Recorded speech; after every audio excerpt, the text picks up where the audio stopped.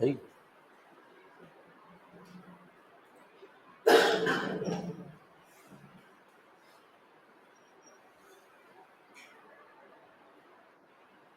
ચલો બધા મિત્રોને ગુડ મોર્નિંગ. લાસ્ટ લેક્ચરમાં શું ચાલ્યું હતું? નાઉન એટલે પાર્ટ્સ ઓફ સ્પીચ શરૂ કર્યું હતું ને. ઓકે, એનામાં નાઉન કમ્પ્લીટ થઈ ગયા હતા કે એના અમુક ટાઈપ કેટલા ચલાવ્યા હતા? 4. ઓકે, ચલો એકવાર રિવિઝન કરી દઈએ ને પછી આગળ વધીએ. આપણે જે ચેપ્ટર અત્યારે ભણી રહ્યા છે એ કયું છે? Parts of speech. Parts of speech કોને કહેવાય? કોને પાર્ટ્સ ઓફ સ્પીચ કહી શકાય? બોલો, પાર્ટ્સ ઓફ સ્પીચ કોને કહેવાય? જ્યાં સુધી લેંગ્વેજ છે એને ગોખવાની ટ્રાય કરશો તો આવું જ રહેશે. બરાબર, બધી વસ્તુ કેટલા નાનપણથી અત્યાર સુધી ગોખતા જ આવ્યા છો ને. અને પ્રોબ્લેમ એવો જ થયો છે કે અત્યાર સુધી જે ભણ્યા હતા એ શેના માટે? કે માર્ક્સ બસ ગમે તે કરીને શું આવી જાય. અને આજે ફરીથી એ જ નાના ધોરણનું બધું ભણવું પડે છે. અને એનો લોચો આ જ છે કે બેઝ વસ્તુ આપણે ફોકસમાં જ નથી રાખતા. કે પાર્ટ્સ ઓફ સ્પીચ એટલે શું? કોઈ એક વાક્ય હોય એની અંદર શું હોય? અલગ અલગ વર્ડ હશે. હે ને? સેન્ટેન્સ એનાથી બને. સેન્ટેન્સમાં શું હોય?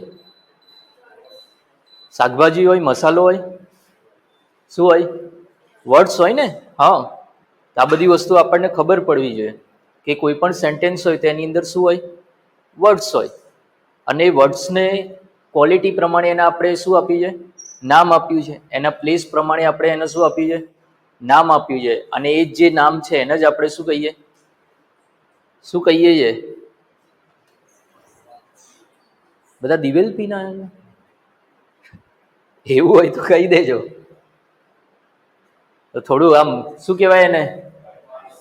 હા, પાર્ટ નહીં. પાર્ટ અલગ વસ્તુ છે ને પાર્ટ્સ અલગ વસ્તુ છે. શું કહેવાય? Parts of speech. અને એ કેટલી હોય? 8. બરાબર, total number of parts of speech કેટલી હોય? 8 હોય.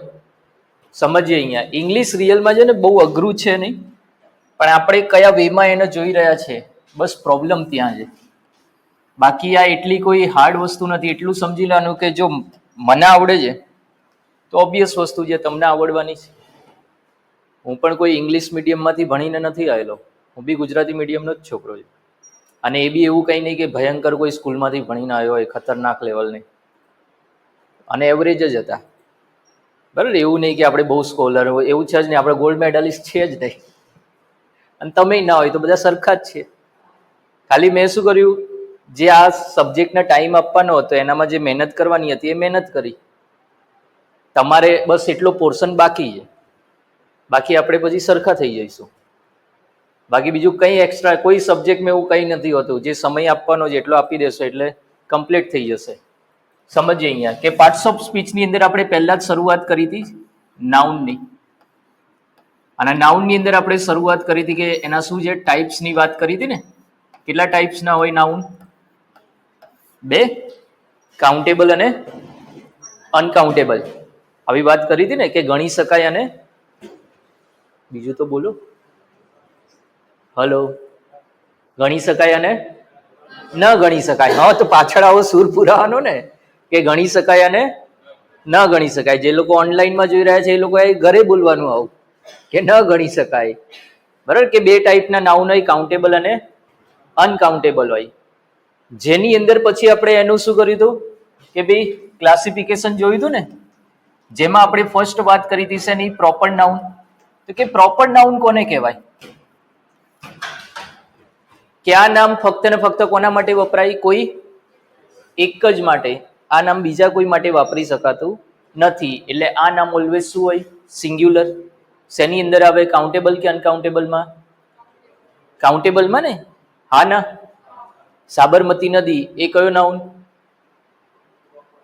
Proper noun. કેમ કે એના માટે જ વપરાય. પણ નદી પ્રોપર નાઉનમાં ના આવે. કેમ કે આ નદી શબ્દ તો બહુ બધા માટે વપરાય. સમજણ પડી રહી છે આખી વસ્તુ? હા ના, બરાબર કે રિવર છે, આ રિવર વર્ડ તો શું છે? હું ઘણી બધી રિવર માટે વાપરી શકું ને. તાપીને બી આપણે રિવર કહીશું, ગંગાને પણ રિવર કહીશું, અને એ જ રીતના ભાઈ સાબરમતીને શું કહીએ? રિવર. એટલે રિવર શબ્દ તો હું બહુ બધા માટે વાપરું છું, પણ સાબરમતી પર્ટિક્યુલર સાબરમતી માટે જ વપરાય છે. એ જ રીતના કન્ટ્રી એ પ્રોપર નાઉનમાં આવે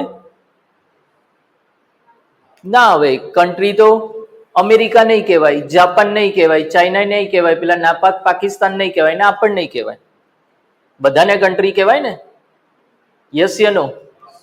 પણ ઇન્ડિયા એ પર્ટિક્યુલર આપણા દેશ માટે જ વપરાય, એ બીજા કોઈ માટે વપરાય નહીં. તો કન્ટ્રી વર્ડ કેવો હતો? એ ઘણા બધા માટે વપરાતો, તો આપણે એને પ્રોપર નાઉન નથી કહેતા. બટ ઇન્ડિયા એ ફક્ત ઇન્ડિયા માટે વપરાય, તો એ શેમાં આવશે? પ્રોપર નાઉનમાં. રેડી? આ વસ્તુ આપણે ઓલરેડી બી ભણાવી દીધેલી છે અગાઉના લેક્ચરમાં, એટલે ફક્ત રિવિઝન કરાઈ રહ્યો છું. એટલે કદાચ કોઈ અચાનક આજે આમ પ્રગટ થઈ ગયું હોય લેક્ચરમાં, ઓનલાઈનમાં અથવા તો ઓફલાઈનમાં, એવું અચાનક તમે પ્રગટ થયા હોય, હાજરે હાજર હોવ આજે, તો તમને એવું ના થાય હે પતાવી દીધું. બરાબર? આના પર બહુ ડિટેલમાં આપણે ચર્ચા કરી છે, એટલે એના માટે તમારે અગાઉનો લેક્ચર જોઈ લેવો. સમજીએ. અહીંયા સેકન્ડ આપણે નાઉન જોયો તો એ કયો નાઉન હતો? Common noun. કોમન નાઉન કોને કહ્યું હતું? કે કોમન નાઉન એને કહેતા હતા કે એવું કોઈ નામ જે એક માટે પણ વપરાય ને એના જ જેવા એક કરતા વધારે માટે પણ વપરાય. જેમ કે અહીંયા એક આ સ્ટુડન્ટ છે, તો આમના માટે પણ હું સ્ટુડન્ટ વર્ડ યુઝ કરી શકું, તમારા માટે પણ કરી શકું, તમારા માટે પણ. તો આ સ્ટુડન્ટ વર્ડ કેવું થયું? એક માટે પણ યુઝ કરી શક્યા, અને એક કરતા, જ્યારે એક કરતા વધારે હશે તો શું થઈ જશે? એનું બહુવચન, એટલે એનું પ્લ્યુરલ થઈ જશે. કોઈનું એક બાળક હોય તો શું કહે? ચાઇલ્ડ. અને એક કરતા વધારે બાળક હોય તો ચાઇલ્ડ્સ ના કરી દેતા, શું થાય? ચિલ્ડ્રન. આ તો ભાઈ નાનપણથી પેલી ટેવ હોય ને, શું લગાવી દેવાનું? એસ કે એસ લગાવી દેવાનું, એટલે પ્લ્યુરલ થાય, તો ચાઇલ્ડ્સ ના થાય. બરાબર કે ચાઇલ્ડનું શું થઈ જશે? ચિલ્ડ્રન થશે. તો આ એક માટે વપરાય, અને એક કરતા વધારે હોય તો આ વપરાય. રેડી? સમજણ પડી રહી છે? કોમન નાઉન પણ શેની અંદર આવશે? કાઉન્ટેબલમાં આવશે. પછી ત્રીજા નંબરે આપણે શું જોયું? કલેક્ટિવ નાઉન જોયું હતું ને?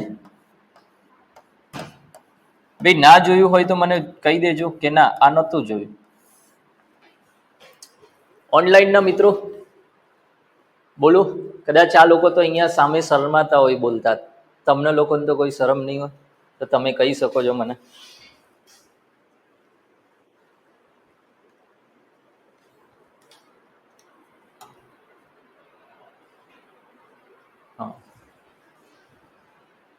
ભાઈ એક મિત્રનો સવાલ એવો છે કે સાહેબ આ ટોપિકમાંથી કેવા પ્રકારના પ્રશ્નો પૂછાઈ જાય? જેવા હું પૂછું છું, કેવા પૂછ્યા કે સ્ટુડન્ટ એ કયો નાઉન?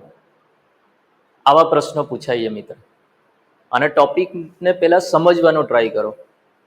બરાબર? હું આ ભાષણ નથી આપી રહ્યો, પણ મને ખ્યાલ છે આ ફિલ્ડની અંદર એપ્રોક્સ 10 વર્ષ થઈ ગયા, એટલે સ્ટુડન્ટ ક્યાં ભૂલ કરે છે એટલે એ વેમાં કહી રહ્યો છું કે તમે લોકો જ્યારે ફોકસ કરતા હો તો શું વિચારો, આમાંથી શું પૂછાયું હતું અને પીવાયક્યુ અહીંયા ભૂલથી લખું ને કે આ ક્વેશ્ચન કેવો છે, પીવાયક્યુ છે, એટલે તમારે બધાની છે ને મગજની બત્તી આમ જલી જાય અચાનક, એ પીવાયક્યુ આવ્યું પીવાયક્યુ, અને તમે એના પર બહુ ફોકસ કરો. એક વસ્તુ ખાસ ધ્યાન રાખજો કે કોઈ એક એમસીક્યુ સોલ્વ કરો છો તો તમને ખાલી એક જ એમસીક્યુ આવડવાનો, અને તમે જો કન્સેપ્ટ સમજો છો તો એમાંથી 1000 પ્રશ્નો બનશે ને તો 1000 આવડશે. આ બે ફરક છે. એટલે આપણો ફોકસ એના પર હોવો જોઈએ, કન્સેપ્ટ સમજવા પર. પછી એમાંથી ગમે તેવા સવાલ બને, જો આપણે કન્સેપ્ટ સમજાવીશું ને તો આપણને આવડશે. પણ તમે ખાલી પર્ટિક્યુલર શું છે એ પ્રશ્નનો જવાબ શું આવ્યો બસ એનો ફોકસ કર્યો તો તમને શું થશે, એ પ્રશ્નનો જવાબ જ આવડશે. પણ બીજો એવો પ્રશ્ન આવશે તો પાછા લોચા. એટલે થોડું સમજો શાંતિથી. અત્યારે ફોકસ શું કરવાનું કે આ વ્યક્તિ જે સમજાઈ રહ્યો છે એને સમજવાનો ટ્રાય કરો. પહેલા લેક્ચરમાં કીધું હતું ને કે પાર્ટી કેવી રાખવાની, કોરી. અમારા ફાધરે મને શીખવાડેલું કે જ્યારે બી ભણવા બેસે તો એવી રીતે ભણવા બેસવાનું કે તને કંઈ નહીં આવડતું, તો કે સામેવાળો જે બોલતો હશે ને એ પ્રોપરલી તું સમજી શકીશ. બાકી કે તું ડોટ બનીને બેસીશ કે આ તો મને આવડે છે ને આનું તો આ થાય, તો સામેવાળાની જે વાત હશે બરોબર, તો એ વાત તું પ્રોપરલી નહીં સમજી શકે. અને આ રિયલમાં એવું જ હોય. આપણે એવું માનીને બેસે કે ઓકે આ તો મને આવડે છે, આમાં શું છે, તો રિયલમાં જે સમજાવવા માંગતા હશે આપણે સમજી નહીં શકીએ. એટલે જ્યારે બી XYZ સબ્જેક્ટમાં બેસો તો કેવા થઈ જવાનું, 0. તો હીરો જલ્દી બની જશો. બરાબર, તરત આમ વાંધો નહીં આવે કોઈ બી લેક્ચરમાં. કેમ કે હવે મારા બી એક્સપિરિયન્સ એવા થયા છે કે ક્યારેક કોઈ લેક્ચરમાં બેઠા હોય તો આપણને એવું લાગે કે અમુક નહીં ખબર પડતી, અથવા તો અમુક આપણે જે પેલા ભણેલા છે એ ક્રોસ થાય છે. તો મારા ફાધરને પૂછ્યું તો મારા ફાધરે કીધું હતું કે ભાઈ 0 થઈ જાય તને બધી ખબર પડવા લાગશે.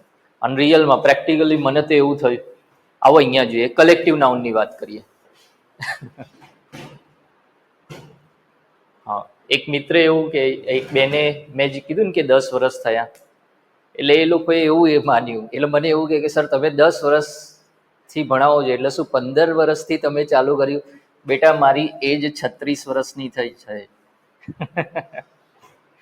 ચહેરા પર ના જાઓ, આવો બરોબર, આવી જાઓ અહીંયા. આઈ એમ અ સંતુર બોય.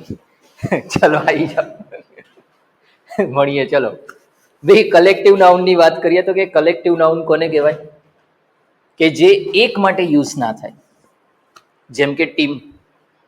ક્યારેય ટીમ એક વ્યક્તિથી ના બનાય. ટીમ બનાવવા માટે મારે શું જોઈએ? એક કરતા વધારે જોઈએ ને? હા ના? આપણી બેડમિન્ટનની ટીમ છે ને, હે ને?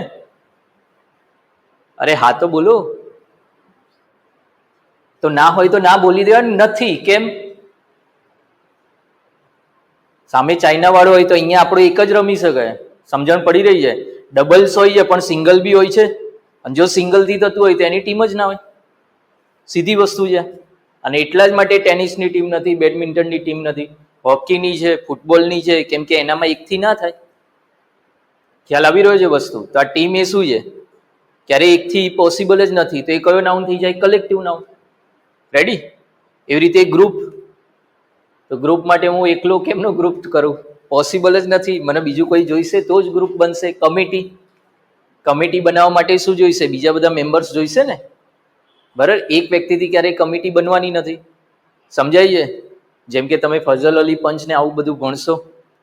ફઝલ અલી પંચની અંદર કેટલા સભ્યો છે, સભ્યો હતા, આવા બધા પ્રશ્નો આવે ને, તો એ પંચ બને તો પંચ બી શેનાથી બને? એક વ્યક્તિથી તો બને જ નહીં. જોડે બીજા બધા વ્યક્તિઓ જોઈએ ને. સમજ પડી રહી છે આખી વસ્તુ? એવી જ રીતે જે જજની પેનલ હતી એને આપણે શું કહેતા હતા? જ્યુરી. તો જ્યુરી પણ શેમાં આવશે? કલેક્ટિવ નાઉનમાં આવશે. રેડી?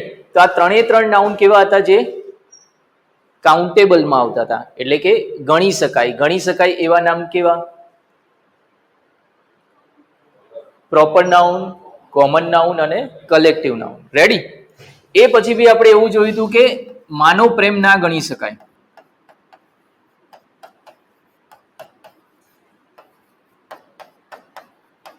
કોનો પ્રેમ ના ગણી શકાય? માનવ પ્રેમ ના ગણી શકાય. એટલે કે માં બરાબર શું?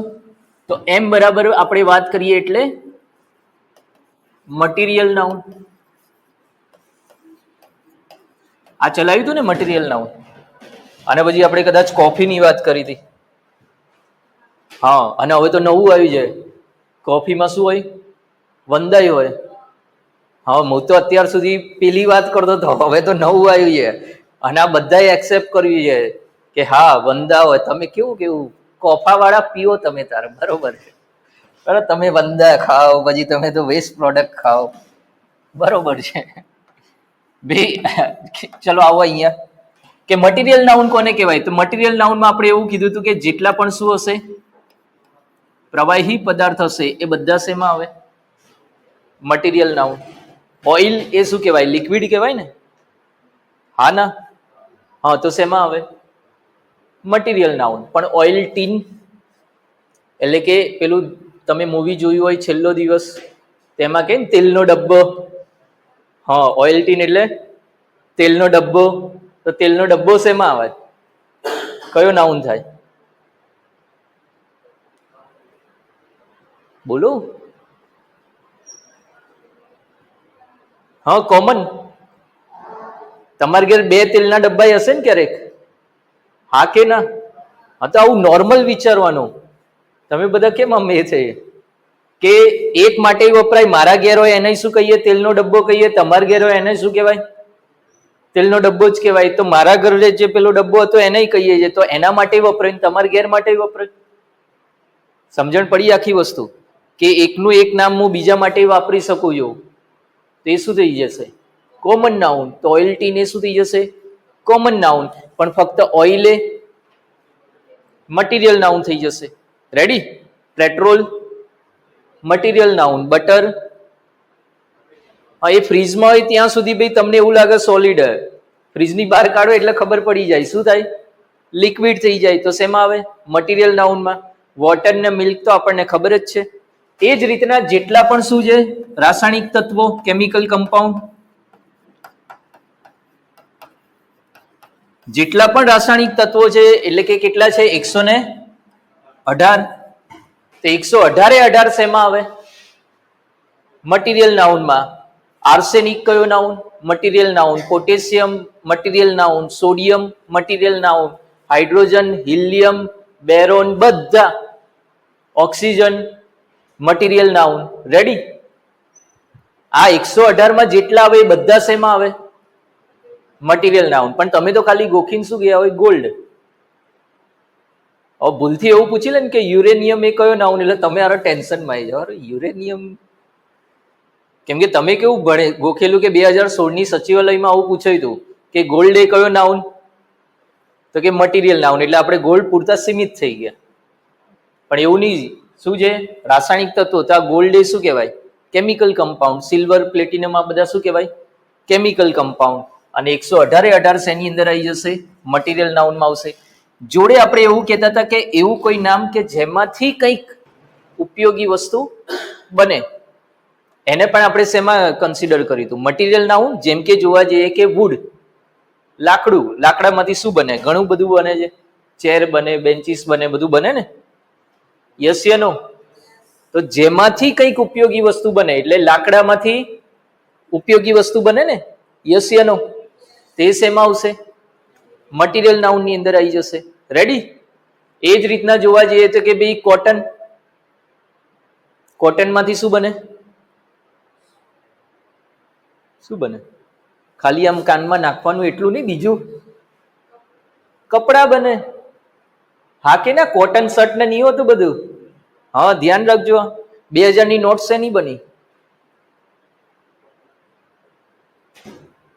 એક નેશનલ જીઓગ્રાફી પર આ બધાને સલાહ છે. આ બહુ 10 કે 15 મિનિટનો જ એપિસોડ હોય છે. કેવાયસી કરીને. કેવાયસી નું ફૂલ ફોર્મ શું?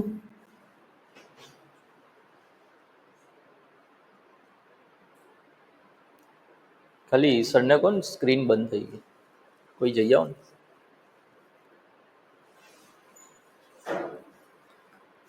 કેવાયસી નું ફૂલ ફોર્મ શું? અરે યાર, તમને કીધું હશે ને કે બેંકમાં જઈને કેવાયસી કરાવો. Know your customer.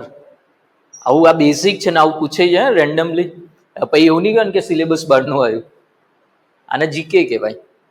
અને એના પર એક શો આવે છે અને એ શોનું ફૂલ ફોર્મ શું છે? Know your country. હા, કે બરાબર નો, વાય બરાબર યોર અને સી બરાબર કન્ટ્રી. બહુ ઇન્ફોર્મેટિવ છે. અને એ જોજો, અને એનામાં કીધેલું છે કે આપણી જે 2000ની નોટ છે, કરન્સી જે આપણી 2000ની નોટ છે ને પિંક કલરની, એ કોટનમાંથી બનેલી. હવે આવો પ્રશ્ન અચાનક આવી જાય કે 2000ની નોટ શેમાંથી બનેલી? એક ઓપ્શન આવે કાગળમાંથી, બીજો ઓપ્શન આવે કંઈક બીજો કાગળ લખાય, હે ને, અને પછી એક આવે કોટન. તો આપણે કોટન તો ટીક જ ના કરીએ. તો થોડું ધ્યાન રાખજો આ વસ્તુ. રેડી? તો અહીંયા બી ખ્યાલ આવ્યો કે કોટન પણ શું છે? કોઈ કેમિકલ કમ્પાઉન્ડ નથી, ના કોઈ લિક્વિડ છે, છતાં પણ શું થયું? મટીરિયલ નાઉનમાં આવ્યું ને. શા માટે? એમાંથી ઉપયોગી વસ્તુ બને છે. રેડી? સમજણ પડી રહી છે બધી વસ્તુ? એ જ રીતના આપણે સાબુની વાત કરી હતી કે એ તો ટીકડી છે, આપણે જે યુઝ કરીએ છીએ એ તો શું છે? ટીકડી છે. રિયલમાં તો એક શું હોય? જથ્થો હોય. અને એમાંથી ઉપયોગી શું બને? તો કે ફીણ. ફીણ ના બને તો સાબુ પથ્થર જ કહેવાય. રેડી? ફીણથી જ આપણે નહીએ છીએ ને, રિયલમાં સાબુથી નહીં. એ તો સાબુ તો ઘસીએ છે અને એમાંથી ફીણ નીકળ્યું, એનાથી આ મેલ નીકળી રહ્યો છે. રેડી? આટલી વસ્તુ સમજ પડી મટીરિયલ નાઉનમાં? મટીરિયલ નાઉન કેવો? કાઉન્ટેબલ કે અનકાઉન્ટેબલ? અનકાઉન્ટેબલ. એટલે ઓલવેઝ કેવો હોય? સિંગ્યુલર જ. એવા કોઈ પણ નાઉન જે કેવા હોય? અનકાઉન્ટેબલ હોય, એ ઓલવેઝ કેવા રહેશે? સિંગ્યુલર જ રહેશે, એક વચન જ રહેશે. ક્લિયર છે આટલી વસ્તુ? એના પછી એક લાસ્ટ નાઉન બાકી કદાચ રહ્યો હતો. આટલે સુધી આપણે ભણાવ્યું હતું, મટીરિયલ નાઉન સુધી, હે ને? હવે ભણવાનું બાકી શું છે? એબ્સ્ટ્રેક્ટ. કે ભણાવી દીધું? ભણાવી દીધું છે? બાકી છે. ઓકે.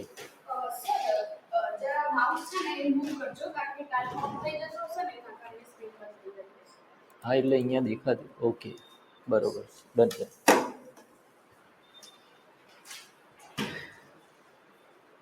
હા, મની આવે તો મની આપણે ભણાવી દીધેલું છે. મની એ મટીરિયલ નાઉન છે જ નહીં. સમજી રહ્યા છો ને? મની એ કેમનું મટીરિયલ નાઉન થાય? ના એ લિક્વિડમાં આવે, ના આવે. કેમિકલ કમ્પાઉન્ડમાં આવે,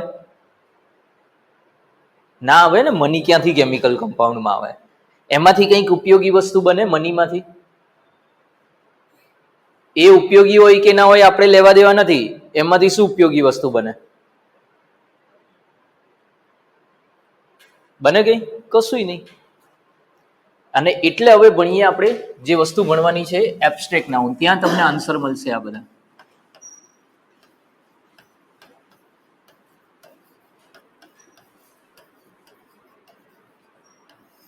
વાત કરીએ કે જ્યારે રિયલમાં ઇંગ્લિશની શરૂઆત થઈ હતી, એટલે કે ઇંગ્લિશના પપ્પા, અને ઇંગ્લિશના પપ્પા કોને કહેવાય? ઇંગ્લિશના ગ્રામેરિયન્સને. કે ઇંગ્લિશના ગ્રામેરિયન્સે જ્યારે શરૂઆત કરી હતી, તો ત્યારે બે જ ટાઈપના નાઉન કીધા હતા. અને બે ટાઈપના નાઉનમાં એવું હતું, એક નાઉનની વાત કરી હતી એ હતું એબ્સ્ટ્રેક્ટ નાઉન, અને બીજો જે નાઉન હતો એ હતો કોન્ક્રીટ નાઉન. કયા નાઉન કીધા? એબ્સ્ટ્રેક્ટ નાઉન અને બોલો બોલો બોલો. જે ના બોલે ને એના જે વાલું હોય ને એના સમ. અને મારી માડી હાજરે હાજુર પરચો તરત બતાવી દેશે, એટલે હવે બોલવું પડશે. બે કયો નાઉન? હા, બોલ્યા. બરાબર. શું કહેવાય? કોન્ક્રીટ નાઉન કહેવાય. તો કે કોન્ક્રીટ નાઉન ને એબ્સ્ટ્રેક્ટ નાઉન વચ્ચેનો ડિફરન્સ શું? આ બંને વચ્ચેનો ડિફરન્સ એ છે કે આ નાઉન ફક્ત શું થાય? ફીલ થાય. રેડી? આને તમે જોઈ ના શકો, આને તમે ટચ ના કરી શકો. એબ્સ્ટ્રેક્ટ નાઉનમાં જે બી કંઈ આવે એને તમે શું છે? જોઈ ના શકો, ટચ ના કરી શકો, તો ફીલ કરી શકો. તો આ વાળું શું પાછું? તો એ ફક્ત શું હોય? એ દુનિયામાં એક્ઝિસ્ટ કરતું જ નથી. એ ફક્ત ને ફક્ત એક શું હોય? આઈડિયા હોય. એટલે કોઈ એવી સિચ્યુએશન હોય જેને આપણે આ નામ આપી દીધું, that's called abstract noun. Best example તમને આપું તો એની વાત કરીએ તો કે એ છે શું? તે થઈ જશે લવ. આના પર થોડું આવીએ. Kiranbhai sir, material noun દ્રવ્યવાચક Gujarati કહેતા જજો. ગુજરાતીમાં સવાલ આવવાનો બેટા, પ્રોબ્લેમ ત્યાં જ કરો છો તમે. દરેક શબ્દનું ગુજરાતી ગોખવા જાઓ છો પણ જોવા જઈએ એક્ઝામની અંદર તેવું જ કહેશે મટીરિયલ નાઉન કયો. તો મટીરિયલ નાઉન શું છે એ સમજવાનો ટ્રાય કરો, એનું ગુજરાતી શું થાય એ સમજવાનો ટ્રાય ના કરો. બરાબર, તમે લોકો ઇંગ્લિશ કેમ ના શીખો છો કે આ શબ્દનું ગુજરાતી શું થાય, એનાથી શું ફરક પડશે. મેં કહી દીધું મટીરિયલ નાઉન એટલે દ્રવ્યવાચક નામ, શું ખબર પડે. પણ મટીરિયલ નાઉન કોને કોને કહેવાય એ આપણો ફોકસ હોવું જોઈએ ને. એટલે બસ અહીંયા થોડું એ જોવો મિત્ર. આવો અહીંયા જોઈએ. તો વાત કરીએ કે એબ્સ્ટ્રેક્ટ નાઉન છે, તો કે એબ્સ્ટ્રેક્ટ નાઉન એ ફક્ત શું થાય, ફીલ થાય, એક આઈડિયા છે. તો કે સર એક્ઝામ્પલ તરીકે લઈએ લવ. જેમ કે જોવા જઈએ કે ભાઈ ઘણા બધાના એવા કમ્પ્લેન હોય કે મારા પેરેન્ટ્સ તો મને પ્રેમ જ નથી કરતા, એમને તો મારી કંઈ પડી જ નથી.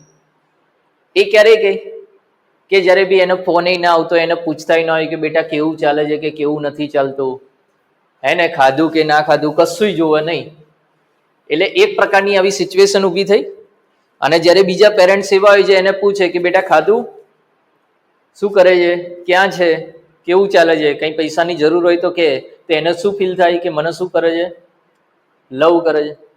કદાચ આ બહુ કહેવાય કે રિલેટ ના કરે તો તમારી જનરેશનમાં અત્યારે જે હોય કે તમારો કોઈનો મેસેજ આવે તે ખાધું, એટલે આપણને શું થાય, આને તો મારી ચિંતા થવા લાગી. અને ત્યાંથી પછી શરૂ શું થાય, લવ. હે ને ચોપડી ગઈ બાજુમાં, હા ખાધું ને તે ખાધું, શું કરે છે. અને ત્યાંથી પછી 9 વાગે સીન શરૂ થાય કે ભાઈ ખબર નહીં બગાસા આવત તોય 12-1 વાગ્યા સુધી ચાલુ જ રહી ભાઈ. અને એને આપણે આ સિચ્યુએશનને શું કહેતા હોઈએ, લવ કહેતા હોઈએ છીએ. એક પ્રકારનું બી આ એક્ઝિસ્ટ કરતું જ નથી ને, આ એક આઈડિયા થયો. એ તમને રિપ્લાય આપો ત્યાં સુધી તમને એવું લાગે કે આ મને પ્રેમ કરે, જે દિવસ રિપ્લાય બંધ કરી દે તો નથી કરતી. તો આ એક આખી શું થઈ સિચ્યુએશન. સમજણ પડી રહી છે હું જે વસ્તુ કહી રહ્યો છું કે એબ્સ્ટ્રેક્ટ નાઉન એ ફક્ત એક શું છે, આઈડિયા છે, એ રિયલમાં એક્ઝિસ્ટ કરતું નથી. એટલે કોઈ એવી સિચ્યુએશન હોય એને આપણે શું કહી દીધું, એબ્સ્ટ્રેક્ટ નાઉન. એક્ઝામ્પલ તરીકે નોલેજ. નોલેજ એ કયું નાઉન? જેમ કે હું અત્યારે આ વિશે બોલી શકું છું, તમને એના વિશે ડિટેલમાં કહી શકું છું, તો તમને શું લાગ્યું કે એમને આનું નોલેજ છે. કદાચ કોઈ વસ્તુ તમે ક્યારેક પૂછો, એવું જરૂરી નથી કે દરેક વસ્તુ આવડતી હોય, કદાચ એ મને ના આવડે, તો ત્યારે શું લાગે કે આમને આનું નોલેજ નથી. તો આ નોલેજ એક શું થયું, સિચ્યુએશન બેઝ થઈ ગયું આખી વસ્તુ. એ એક્ઝિસ્ટ કરતું જ નથી, દેખાતું નથી. સમજણ પડી રહી છે ને, ક્યાંય નોલેજ કોઈને દેખાય આમ દેખાતું નથી ને, બધા પોતાની જોડે રાખી દે એટલે દેખાતું તો છે જ નહીં. તો આ એક શું થઈ ગઈ સિચ્યુએશન. અને એને આપણે શું કહીએ છીએ, એબ્સ્ટ્રેક્ટ નાઉન. ક્લિયર થઈ રહી છે વાત? તો સેમ વસ્તુ જોવા જઈએ કે મની. બરાબર, આ કોન્ટ્રોવર્સી વાળો બી સવાલ છે. બહુ બધા લોકો આને શેની અંદર લઈ જઈએ, મટીરિયલ નાઉનની અંદર. બહુ કોન્ટ્રોવર્સી વાળો સવાલ છે, પણ હું આની અંદર પ્રોપર તથ્ય આપીશ.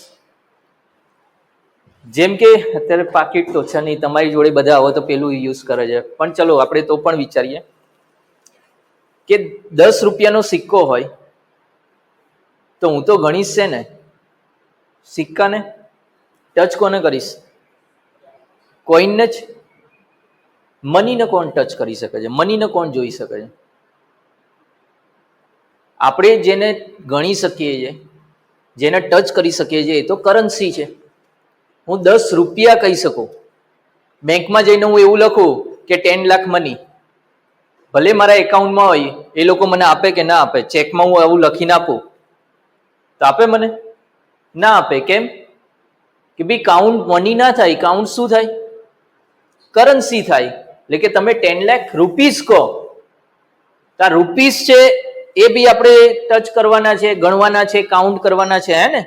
એટલે રૂપીનું શું થયું, રૂપીસ થયું. તો એ ક્યાં જતું રહેશે?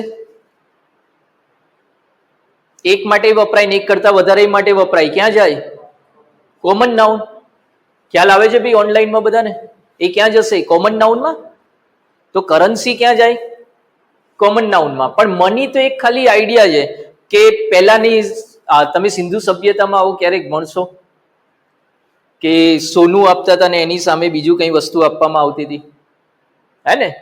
કોઈ એવી ધાતુ આપીએ અને એની સામે એ જ વજનનું શું છે આપણને બીજું કંઈક આપવામાં આવે. તો આ જે કોઈ વસ્તુ તમે આપો છો ને એની સામે તમને કંઈક મળી રહ્યું છે, તે શું થઈ ગયું? મની. જેમ કે તમે અત્યારે જો ફાટેલી નોટ કોઈને આપો, તમને સામે કઈ નહીં આપે, તો શું પછી એને મની કહો? ના, એને ખાલી શું કહેવાય? ફાટેલી નોટ જ કહેવાય. અમુક આપણા હ્યુમનમાં ફાટેલી નોટ હોય, એનું કશું થતું જ નહીં ક્યારેય. સમજાય વસ્તુ? તો મની એ જસ્ટ એક શું છે? આઈડિયા છે. અને એવી જેટલી પણ વસ્તુ છે જે જસ્ટ એક આઈડિયા હોય, એ શેમાં આવે? એબ્સ્ટ્રેક્ટમાં આવે. મનીને કાઉન્ટ કરી શકાતું નથી. તમે કાઉન્ટ કોને કરી શકો છો? કરન્સીને કરી શકો છો. ક્લિયર થાય આખી વાત? કોઈ પણ ડિસીઝ છે એ શેમાં આવશે? જેમ કે વાત કરીએ બી કેન્સર. કેન્સરને હું મટીરિયલ નાઉનમાં લઈ શકું કે નહીં? સોરી, હા, ચલો સવાલ તો પૂછી લીધો, જવાબ હા કે ના તો આપો. કેન્સર કયો નાઉન? પ્રોપર નાઉન કહેવાય? હા કે ના, જે તમને લાગે. ઓનલાઈનના મિત્રો તમે પણ, કેન્સર એ પ્રોપર નાઉન કહેવાય? કોઈને કોઈ એક વ્યક્તિને થયું તો કે આને થયું એ જ કેન્સર અને બીજાને થયું એ કેન્સર જ કહેવાશે ને. કે અને બીજી વાત કરીએ તો કે કેન્સર કાઉન્ટ કરી શકાય કે એક કેન્સર થયું, બે કેન્સર થયું, ત્રણ થયું? ના, આવું કાઉન્ટ તો કરી જ નહીં શકતા. એટલે સીધું ખબર પડી કે અનકાઉન્ટેબલમાં ગયું. કાઉન્ટેબલ નથી એટલે ત્રણ ગયા, પ્રોપર ગયા, કોમન ગયા ને કલેક્ટિવ ગયા. એ ત્રણ તો ઉડી ગયા. હવે બચ્યા કેટલા? બે જ. કયા કયા? મટીરિયલ અને એબ્સ્ટ્રેક્ટ. જેની અંદર જોવા જઈએ કે આ મટીરિયલ તો થતું નથી, એમાંથી શું બને? ઉપયોગી. ડોક્ટર માટે હોય ઉપયોગી, કોઈકને કેન્સર થઈ દો, પણ બધા માટે તો નથી ને. તો કે ભાઈ કેન્સર, અને એ ફક્ત શું થાય? ફીલ થાય. એક આઈડિયા છે. કેવી રીતે? કે તમારા જે સેલ છે વધારે પડતા ભાઈ મલ્ટીપ્લાય થવા લાગે, સેલનું પ્રોડક્શન શું છે વધારે પડતું થવા લાગે, ત્યારે શું કહીએ એને? કેન્સર કહીએ. તો આ એક લક્ષણ થયું ને. જેમ કે આપણે કીધું કોઈ તમને મેસેજ કરે કે તે ખાવાનું ખાધું, તો એને આપણે શું કહીએ? પ્રેમ. તેવી જ રીતે સેલ બહુ બધા થવા લાગે તો આ એક શું થઈ ગઈ? સિચ્યુએશન. યસ યા નો? બાકી કોઈ આમ બતાવી શકે અમારું કેન્સર? તમે કેન્સરની ગાંઠ જોઈ શકો, કેન્સરને ના જોઈ શકો. સમજણ પડી રહી છે ને? એ ફક્ત શું છે? એક આઈડિયા છે કે ભાઈ આવું થાય એટલે એને શું કહેવાય? કેન્સર કહેવાય. તો શેમાં જતું રહે? એબ્સ્ટ્રેક્ટ. ક્લિયર? કોઈ પણ રોગ એ શેમાં જાય? એબ્સ્ટ્રેક્ટ. એને તમે ટચ કરી શકતા નથી. તો કોઈને તરત એવું થાય સર હવે તો શિયાળો આવશે અને એમાં સાહેબ શરદી થાય. શરદીનું ઇંગ્લિશ એટલે કોલ્ડ. આપણે એવું કહીએ છીએ કે આ ફક્ત ફીલ થાય. આ શું ના થાય? ટચ ના થાય. તો શરદી એ એબ્સ્ટ્રેક્ટ નાઉનમાં આવે કે ના આવે?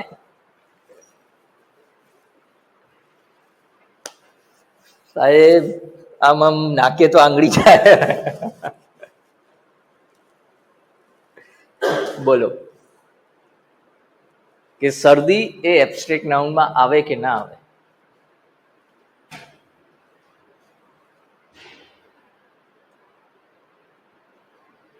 ભાઈ ફોટોનું પ્લ્યુરલ થાય, ફોટોસ થાય, તો પછી એને તો તમારે મટીરિયલ કે એબ્સ્ટ્રેક્ટમાં ગણવાનું જ નહીં.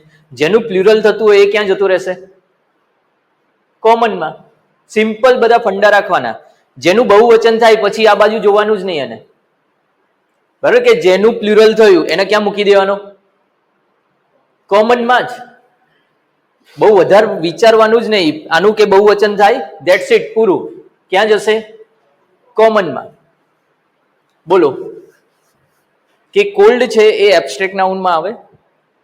આપણે એવું કહીએ છીએ કે ફક્ત એ શું થાય? ફીલ થાય, એને ટચ કરી શકાય નહીં. એક મિત્ર કહે કે મટીરિયલ નાઉનમાં આવે. કેમનું? એમાંથી ઉપયોગી શું બને? તમે ગોળીઓ બનાવતા લાગો. અર્જુન તેંડુલકર. ચલો સમજીએ આમાં કે ક્યારે કહેવાય કે ભાઈ આ શરદી? જ્યારે એ લિક્વિડ નીકળે ત્યારે તો કહીએ. એટલે કે આ કેરેક્ટરિસ્ટિક થઈ, આ લક્ષણ થયું કે જ્યારે નાકમાંથી ગંગા જમના વહે છે ત્યારે તો આપણે શું કહીએ? શું થયું?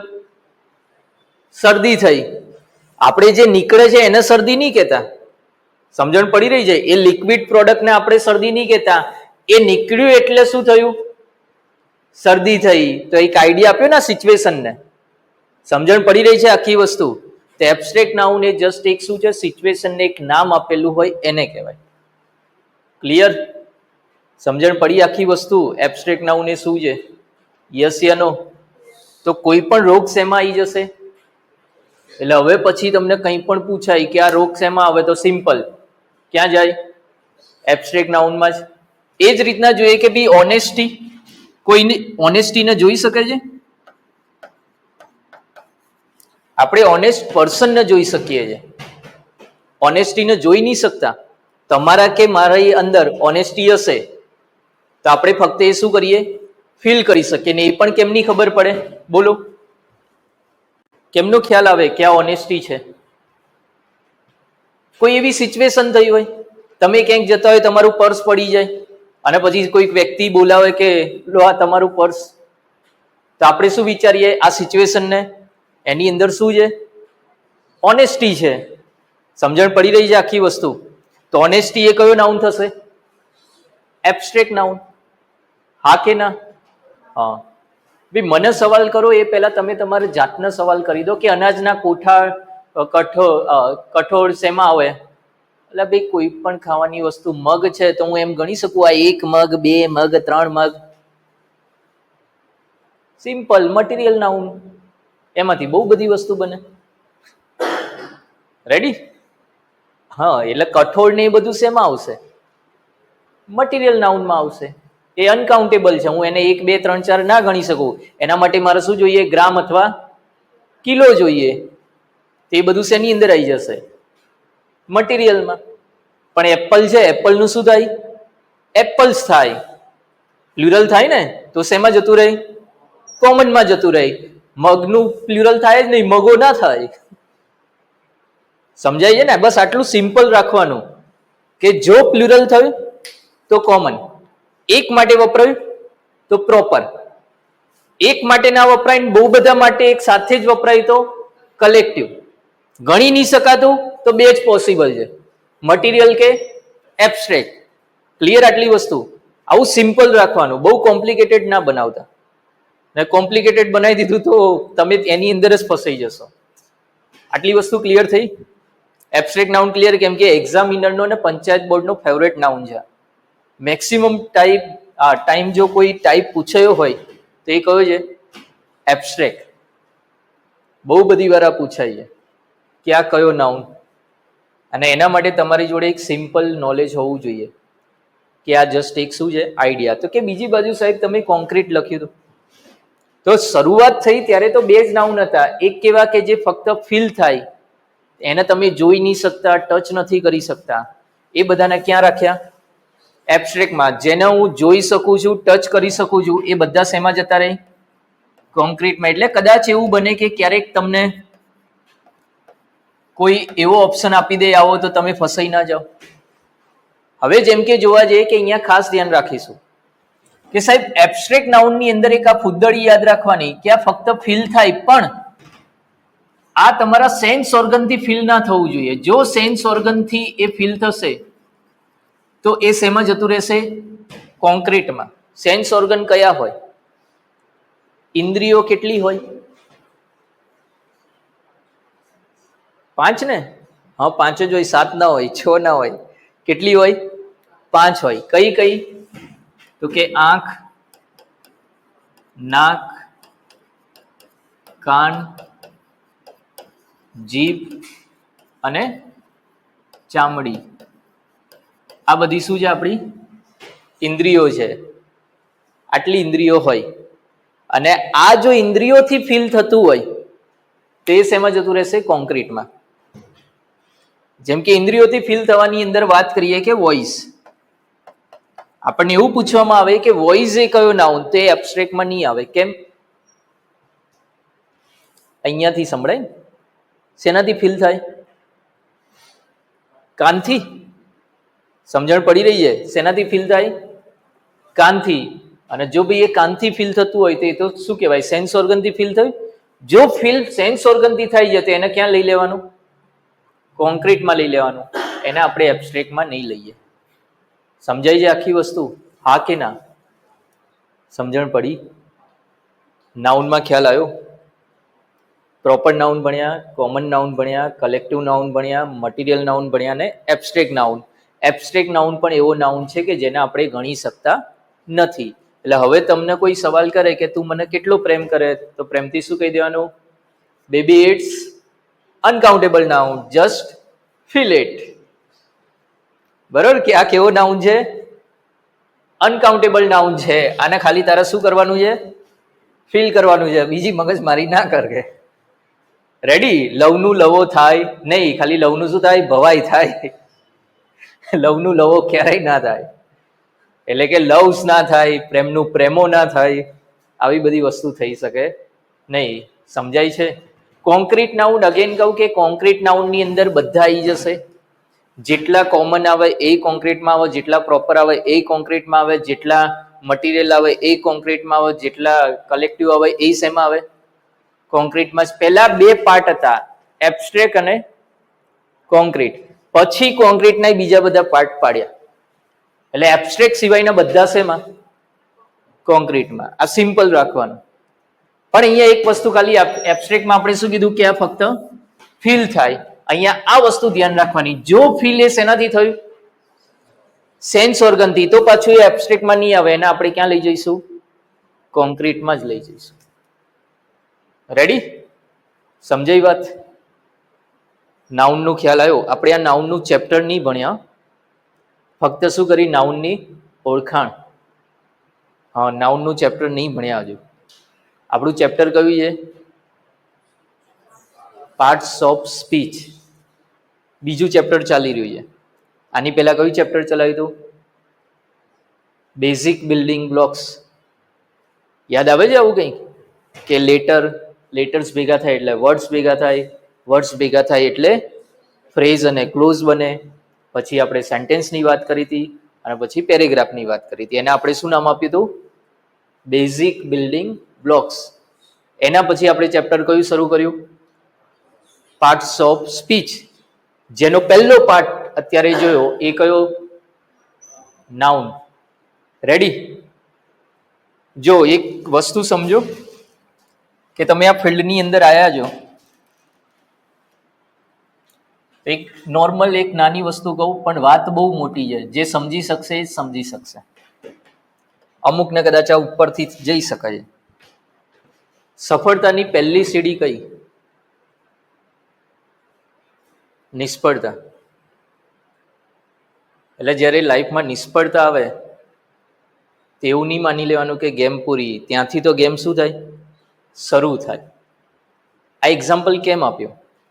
કેમ કે જ્યારે ત્યારે તમે કોઈ એક્સરસાઇઝ સોલ્વ કરશો તો ધીરે ધીરે કેવું બનશે કે પહેલાં એવું હશે કે તમે કદાચ 50 માર્ક્સની કોઈ એક્સરસાઇઝ સોલ્વ કરી તો પહેલાં આપણને 10-12 આવડતા હશે. હવે ધીરે ધીરે એવું વધે કે ભાઈ 30 થાય. પણ છોકરો મનમાં શું વિચારે? યાર મારા 20 ખોટા પડે છે, હજુ મને ખબર નહીં પડતી. એ એવું નહીં વિચારે કે મારો અત્યારે મોડ કેવો થયો? પ્રોગ્રેસિવ. કેમ કે તમે જીનિયસ તરત નહીં બની જાઓ, સમય લાગશે ને. તમે એક વાર જોયું, પછી બીજી વાર રિવિઝન કરશો, ત્રીજી વાર રિવિઝન કરશો. અહીંયા જે 30 સાચા પડ્યા તો આ સાચા નહીં જોવાના. 20 ખોટા પડ્યા તો આ ખોટા કેમ પડ્યા? મેં ક્યાં લોજિક ખોટું અપનાવ્યું? બસ આ જેણે ફોકસ કરી દીધું એ લાગી જશે. મારી જોડે એવા એક્ઝામ્પલ્સ છે કે એવા લોકો હતા જે આ ફિલ્ડના જ નહોતા. લાસ્ટ ટાઈમની વાત કરું, તલાટી કમ મંત્રીમાં એક બેન હતા અમારે, એ ફિઝિયોથેરાપિસ્ટ હતા. એમના ફિલ્ડ વિશે કોઈ ખબર જ નથી. ફિઝિયોથેરાપિસ્ટના આ ફિલ્ડની શું ખબર હોય?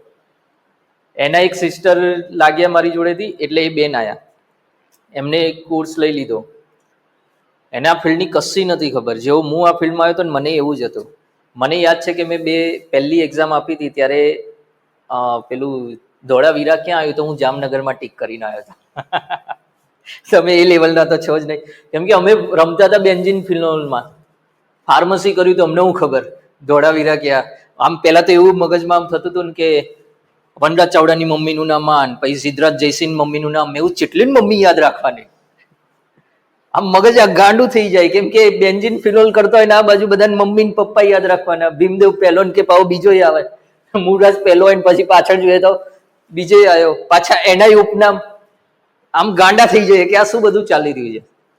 શરૂઆતમાં તો આવું જ થતું હોય, જેવું અત્યારે તમે લોકો ફીલ કરતા હશો કે ઘડીકમાં આવું નાઉન કીધું ને ઘડીકમાં પેલું નાઉન કહીએ, તો શરૂઆત આ જ હોય. આ એક્ઝામ્પલ કેમ આપ્યું કે એ જે બેન છે સૌથી વધારે કોઈ લોહી પીધું હોય ને મારું બેચમાં તો એ બેને પીધું હતું. કઈ રીતે કે કોઈ એક્સરસાઇઝ મૂકી, એમણે આપી, ટેસ્ટ આપી, પછી 30 સાચા પડ્યા એનું તો બહુ વાંધો નહીં, અહીંયા 20 ખોટા પડ્યા ના, તો એક એક સવાલ એટલે જે એમને ના સમજાય તો સ્પેશિયલી ચોપડામાં લખીને મોકલે કે સર આ સવાલ છે, એના 4 ઓપ્શન છે, અહીંયા મેં આ લોજિક લગાવ્યું, ચોપડામાં લખીને મોકલે, તો આમાં હું ક્યાં ખોટી છું? અને આટલું હેરાન મન કોઈએ નહોતો કરેલો, અને આટલી મહેનત કે ચોપડામાં આવું લખીને કોઈ મોકલે. અને એ બેન ફર્સ્ટ લાઈફની પહેલી એક્ઝામ આપી અને પહેલી 2 એક્ઝામ ક્લિયર. તલાટી કમ મંત્રી, જુનિયર ક્લર્ક, લાઈફની ફર્સ્ટ એક્ઝામ હતી અને બંને એક્ઝામ ક્લિયર. અત્યારે આણંદમાં તલાટી કમ મંત્રી તરીકે છે. આ શું બતાવે છે? ડેડિકેશન. તમારે અહીંયા આ એક્ઝામ્પલ આપીને મેં શું કીધું કે તમારે કેવી મહેનત કરવાની છે, એ કે ટેસ્ટ આપી, ઓકે પતી ગયું, આપણી રિસ્પોન્સિબિલિટી પૂરી. આ તમારી રિસ્પોન્સિબિલિટી એ નથી. તમારા જે માર્ક્સ કપાયા છે ત્યાં આપણે શું ભૂલ કરી, જો આપણને આપણી રીતના ના ખબર પડે તો આપણે ફેકલ્ટીને પૂછવાનું, અને ત્યારે જઈને બી તમારું સિલેક્શન થશે. અને આ વસ્તુ લોકો નથી કરતા. બધાને થાય ને કે સિલેક્શન કેમ નહીં થતું, આના લીધે નહીં થતું. બાકી બધા પહેલા ટ્રાય લાગે છે. આ એક એક્ઝામ્પલ નહીં, એવા ઘણા છે જે ફર્સ્ટ ટ્રાય બધા જોબમાં લાગી ગયા છે. પણ તમારું આ ડેડિકેશન જોઈશે, એટલે થોડું આવું ધ્યાન રાખજો, બરાબર? અને પોતાની નોટ્સ બનાવવાની, બુક્સનો એપ્રોચ નહીં રાખવાનો. એનું રીઝન છે કે એક્ઝામની પહેલા તમે બુક્સનું રિવિઝન નહીં કરી શકો. બરાબર? 400 પેજની કોઈ બુક વાંચી શકે? કેટલા દિવસ લાગે? બહુ બધા દિવસ ને. ભલે ગમે તેટલી વાર વાંચ્યું હોય, પણ મારી જોડે મારા 3 ચોપડા પડ્યા હોય તો હું 3 કલાકમાં પતાવી શકું ને, ફટોફટ 60. મને ખબર જ છે અહીંયા આ જ લખેલું છે, અહીંયા આ જ લખેલું છે. અને એટલા માટે કહેવામાં આવે છે કે ભાઈ નોટ્સ બનાવો. તમે બી એટલા નસીબદાર છો કે પંચાયત બોર્ડે પહેલી વાર આવી રીતે કેલેન્ડર બહાર પાડ્યું છે. અને તમને ખબર છે કે અમારી એક્ઝામ હજુ ક્યારે આવવાની? જૂન જુલાઈમાં. તો તમારી જોડે પૂરો સમય છે આ બધી વસ્તુ કરવા માટે. પણ પછી એપ્રિલ આવી ગયો અને પછી જો ભય જાગ્યો તો ત્યાં સુધી તો બધું પતી ગયું હશે. અને લોકો ત્યારે જ જાગશે. જોજો, એક્ઝામ ડેટ ડિક્લેર થશે ને ત્યારે બધા સુરવીરો ઊભા થયા કે હાલો હવે. અને પછી શું કહે? ફેલ થઈએ. તો પછી ફેલ જ થાય ને. 8-9 મહિના તમને આ ફિલ્ડમાં લાગે જ સિલેબસ સારી રીતના પૂરો કરતા. 2-3 મહિનામાં કોઈ ચાન્સ નથી. આ રિયલ પિક્ચર બતાવું છું ને, એટલે બી થોડી મહેનત કરજો. અહીંયા જ્યારે બી મારો લેક્ચર હોય તો એકવાર અડધો કલાક પહેલા શું કરી દેવાનું? રિવિઝન કરી દેવાનું. ચલીએ આગળ વધીએ. તો નાઉન વિશે બી ચર્ચા આપણી સારી એવી પૂરી થઈ ગઈ. એક ઓર નાઉન કદાચ ક્યારેક પૂછાય તો યાદ રાખીશું, કમ્પાઉન્ડ નાઉન.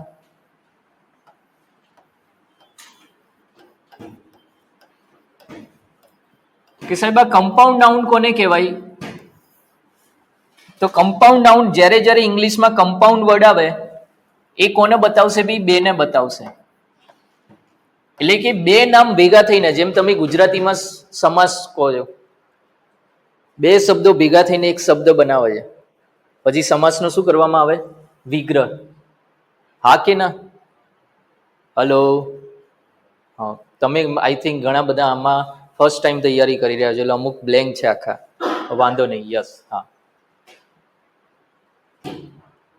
ડેફિનેટલી. ભાઈ એક મિત્રએ લખ્યું અને હું આ ઓનલાઈન પ્લેટફોર્મ પર બોલું છું કે સર તો હું લ્યુસન્ટ વાંચવાનું મૂકી દઉં. ભાઈ લ્યુસન્ટ વંચાય જ નહીં. શા માટે? એક ચેપ્ટરમાં 150 રૂલ્સ હોય. કયો રૂલ્સ યાદ રાખશો? આ મજાક નહીં કરતો, ક્યારેક જોજો. મેં મારી જિંદગીમાં નહીં વાંચી. એકવાર જોઈ હતી અને મને એટલે જ ખબર છે 150 રૂલ્સ હોય છે. મેં આમ જોયું 150 રૂલ્સ, આ તો ના યાદ રહે ભાઈ આપણને. આપણે નોર્મલ માણસ છે, આપણે વિવેકાનંદની આત્મા અંદર છે જ નહીં. એક ચેપ્ટરમાં 150 રૂલ્સ પતી ગયું. મેં આપણે મૂકી દો, આમ હાથ જોડી દીધા હતા. અને તમે બધા મે બી મારા જેવા જ હશો, બરાબર, કે 150 રૂલ્સ વાળા જ હશો, કે આવું 150 રૂલ્સ ના યાદ રહે. અમારા ફાર્મસીમાં લોકો રેંગેન્ડેલ ને આવી મોટી મોટી બુક વાંચતા હતા, અને હું માર્કેટમાંથી છે ને એક ઠાકોર પબ્લિકેશનની આટલી લઈને આવી જતો હતો, અને એ વાંચીને પાસ થઈ જતો હતો. કેમ કે આપણને એમ જ ખબર પડતી હતી, આપણને આટલા છક્કામાં ખબર નહોતી પડતી. ને મોસ્ટલી મારા જેવા જ હોય બધા, કે સાહેબ આટલા ડગ્ગામાં અમને ના ખબર પડે, અમને આટલું આપી દો એમાં જ ખબર પડે. એટલે એ બધું ના કરાય. યસ. બીજી એક પબ્લિકેશનની વાત કરી, એ બહુ જૂનું છે. 2016 થી એ લોકો ખાલી ઉપરનો કલર બદલે છે, એને હાથ જોડવાનો, કે ભાઈ હવે 10 વર્ષ થયા, હવે તો અપડેટ લાય. એટલે એ પબ્લિકેશન બી ના વંચાય. સિમ્પલ છે, આ કરો બહુ છે. ચલો, હા, તો વાત કરીએ અહીંયા કમ્પાઉન્ડ નાઉન ની વાત કરીએ તો કે બે શબ્દ ભેગા થઈને એક નાઉન બને. કેટલા શબ્દો ભેગા થઈને? બે શબ્દો ભેગા થઈને શું થશે? એક નાઉન બનશે. એને આપણે શું કહીએ? Compound noun. જેમ કે પેન બોક્સ, પેન અને બોક્સ, બે શબ્દો ભેગા થયા અને એક નાઉન બન્યો, તો એ શેમાં આવી જાય? Compound noun. આમાંથી ઘણા બધા એવા હશે જે કોમનમાં બી આવતા જ હશે, પણ આ તો એક્સ્ટ્રા એક ટાઈપ પાડ્યો છે એટલે તમને સમજાવજો. ક્યારેક કોઈ એક્ઝામમાં હોય કે નીચેનામાંથી કયું કમ્પાઉન્ડ નાઉન છે, which of the following is the compound noun, આવો ક્વેશ્ચન આવે તો તમને એવું ના થાય કે આવો કોઈ નાઉન ભણાયો નહોતો. હે ને? એ જ રીતના જોઈએ કે બાથરૂમ, બાથ અને રૂમ, ક્લાસરૂમ, ક્લાસ અને રૂમ. સમજાય છે? બ્રધર ઇન લો, તો બ્રધર લો, બે નાઉન થયા ને. ઇનલો આવ્યું, પણ આ શું કહેવાય? બે નામ ભેગા થઈને શું બની રહ્યું છે? એક શબ્દ. તે શેમાં આવી જશે? કમ્પાઉન્ડ નાઉનમાં. તમે લોકો એક્ઝામ્પલ આપો કોઈ કમ્પાઉન્ડ નાઉનનો, વિચારો. બોલો, બિંદાસ રહો, આમ એવું બહુ જકડેલા ના રહો. કોઈ બી એવું એક્ઝામ્પલ જે બે નામથી બનતું હોય. ચલો બી ઓનલાઈનમાં તમે બી આપો, સોચો.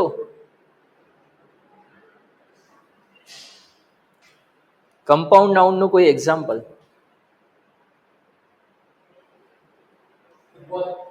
શું?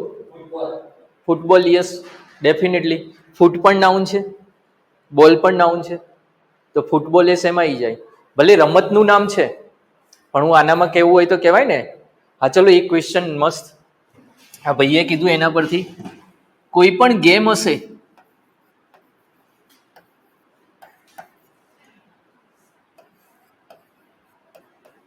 તો રમતનું નામ એક કયા નાઉનમાં આવે? બોલો. Yes, text book, sea food, notebook, bedroom, father in law, આ બધા કમ્પાઉન્ડ ને, બરાબર, કે બે નામથી ભેગા થાય છે. Bus stand. Yes, definitely.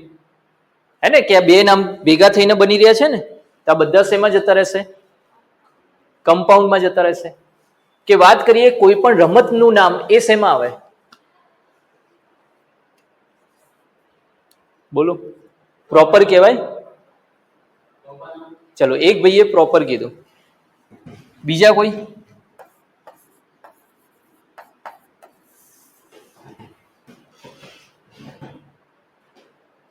Proper. આપણે બીજા બધા બોલો. નાઉનના ટાઈપ લખું, કદાચ ના યાદ હોય તો લો, આમાંથી કહો.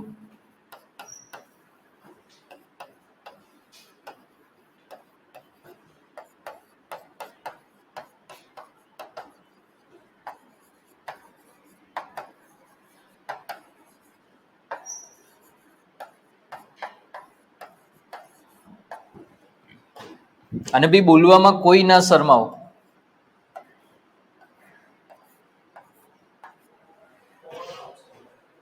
ચલો, એક મિત્રએ કીધું કોમન. જો કોમન નાઉન માટે તો આપણે શું કહીએ? એનું પ્લ્યુરલ થાય. ક્રિકેટનું પ્લ્યુરલ થાય ના થાય, એટલે એ કિસ્સો તો પૂરો. રેડી? કોમન નાઉન તો થઈ જ ના શકે, મટીરિયલ ના થાય. આ તો ઉડી જાય ને, જો કોમન ના થાય, કલેક્ટિવ ના થાય ને. હલો, હા, મટીરિયલ બી ના થાય. બાકી રહ્યા બે. હવે પ્રોપર નાઉન છે એને હું જોઈ શકું કે ના જોઈ શકું?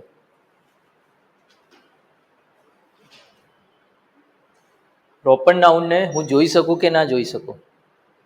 પ્રોપર નાઉનને હું કાઉન્ટ કરી શકું? હા, કાઉન્ટેબલ નાઉન ને આપણે ભણ્યા કે પ્રોપર નાઉન એ કયો નાઉન? Countable noun. ક્રિકેટને હું કાઉન્ટ કરી શકું?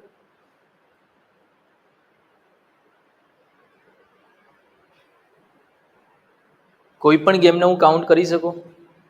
ખાલી કોહલી રમે એ જ ક્રિકેટ અને સચિન રમતો તે ક્રિકેટ જ ને. ક્રિકેટ કોને કહેવાય કે ભાઈ કોઈ આમ કરીને આમ બોલિંગ નાખે અને સામે કોઈ કામ કરે ને, આ સિચ્યુએશનને શું કીધું? ક્રિકેટ. સમજાય છે વસ્તુ? હા કે ના? એની અંદર હું બેટને ટચ કરી શકીશ, બોલને ટચ કરી શકીશ, પ્લેયરને કાઉન્ટ કરી શકીશ, પણ એ બધા જે આ કરી રહ્યા છે એને આપણે શું કહીએ? ક્રિકેટ. જેમ કે કાલે આપણે ઇન્ડિયન વુમન ટીમ જબરજસ્ત મેચ રમ્યા, મજા આવી ગઈ હે ને. હવે ફાઇનલમાં આવ્યા છે અને હોપ સો કે ડેફિનેટલી વર્લ્ડ કપ આવી જ જશે. પણ આમ મેચ જોઈને આપણને આમ મજા આવી ગઈ, પણ એ સિચ્યુએશન ક્રિકેટ હતી ને. તમે ત્યાં જોઈશું રહ્યા હતા મેચ. મેચ આપણે કાઉન્ટ કરી શકીએ, એ કોમનમાં જતું રહેશે, પણ ત્યારે જે આખી આ સિચ્યુએશન હતી એને તો આપણે શું કહીએ? ક્રિકેટ કહીએ ને. તમે વિચારો કે અહીંયા અચાનક હું આવું નામ કરીને હું આમ કરવા લાગો, તમને થાય આના અત્યારે ક્રિકેટ રમવું છે. સમજ પડી આખી વસ્તુ? તો કોઈ પણ આ એક આઈડિયા થયો શેમાં જતું રહેશે? એબ્સ્ટ્રેક્ટમાં. અને એટલે તો એને કાઉન્ટ નહીં કરી શકાતું. રમતના નામની આગળ આર્ટિકલ કેમ નહીં આવતું? આવું ભણ્યા છો ને ક્યાંય કે રમતના નામની આગળ આર્ટિકલ ના લાગી શકે? કેમ? Abstract noun. રોગના નામની આગળ આર્ટિકલ ના લાગી શકે? કેમ? Abstract noun. બધાની પાછળ લોજિક આ જ આવે છે. ક્લિયર છે કે આ શેમાં જતું રહેશે? એબ્સ્ટ્રેક્ટ. આ અનકાઉન્ટેબલ નાઉન છે, એને તમે કાઉન્ટ કરી શકતા નથી. હું ક્રિકેટ ના ગણી શકું કે 1 ક્રિકેટ, 2 ક્રિકેટ, 3 ક્રિકેટ, મેચ ગણી શકું છું. ક્લિયર ને? કોઈ કહે કે હોકી, તો ભાઈ હોકીની અંદર હું હોકી સ્ટિકને અડીશ. હોકી રમત તો ક્યારે કહેવાશે? જ્યારે બધા પ્લેયર ભેગા થઈને કરશે. ફૂટબોલની અંદર ભાઈ એ જે ફૂટબોલ હશે એને ટચ કરીશ, પણ ફૂટબોલ રમત ક્યારે કહેવાશે? બધા ફૂટબોલ રમતા હશે ત્યારે. રેડી? આટલી વસ્તુ સમજણ પડી ને? એ પ્રોપરમાં નહીં આવે. ખ્યાલ આવી ગયો?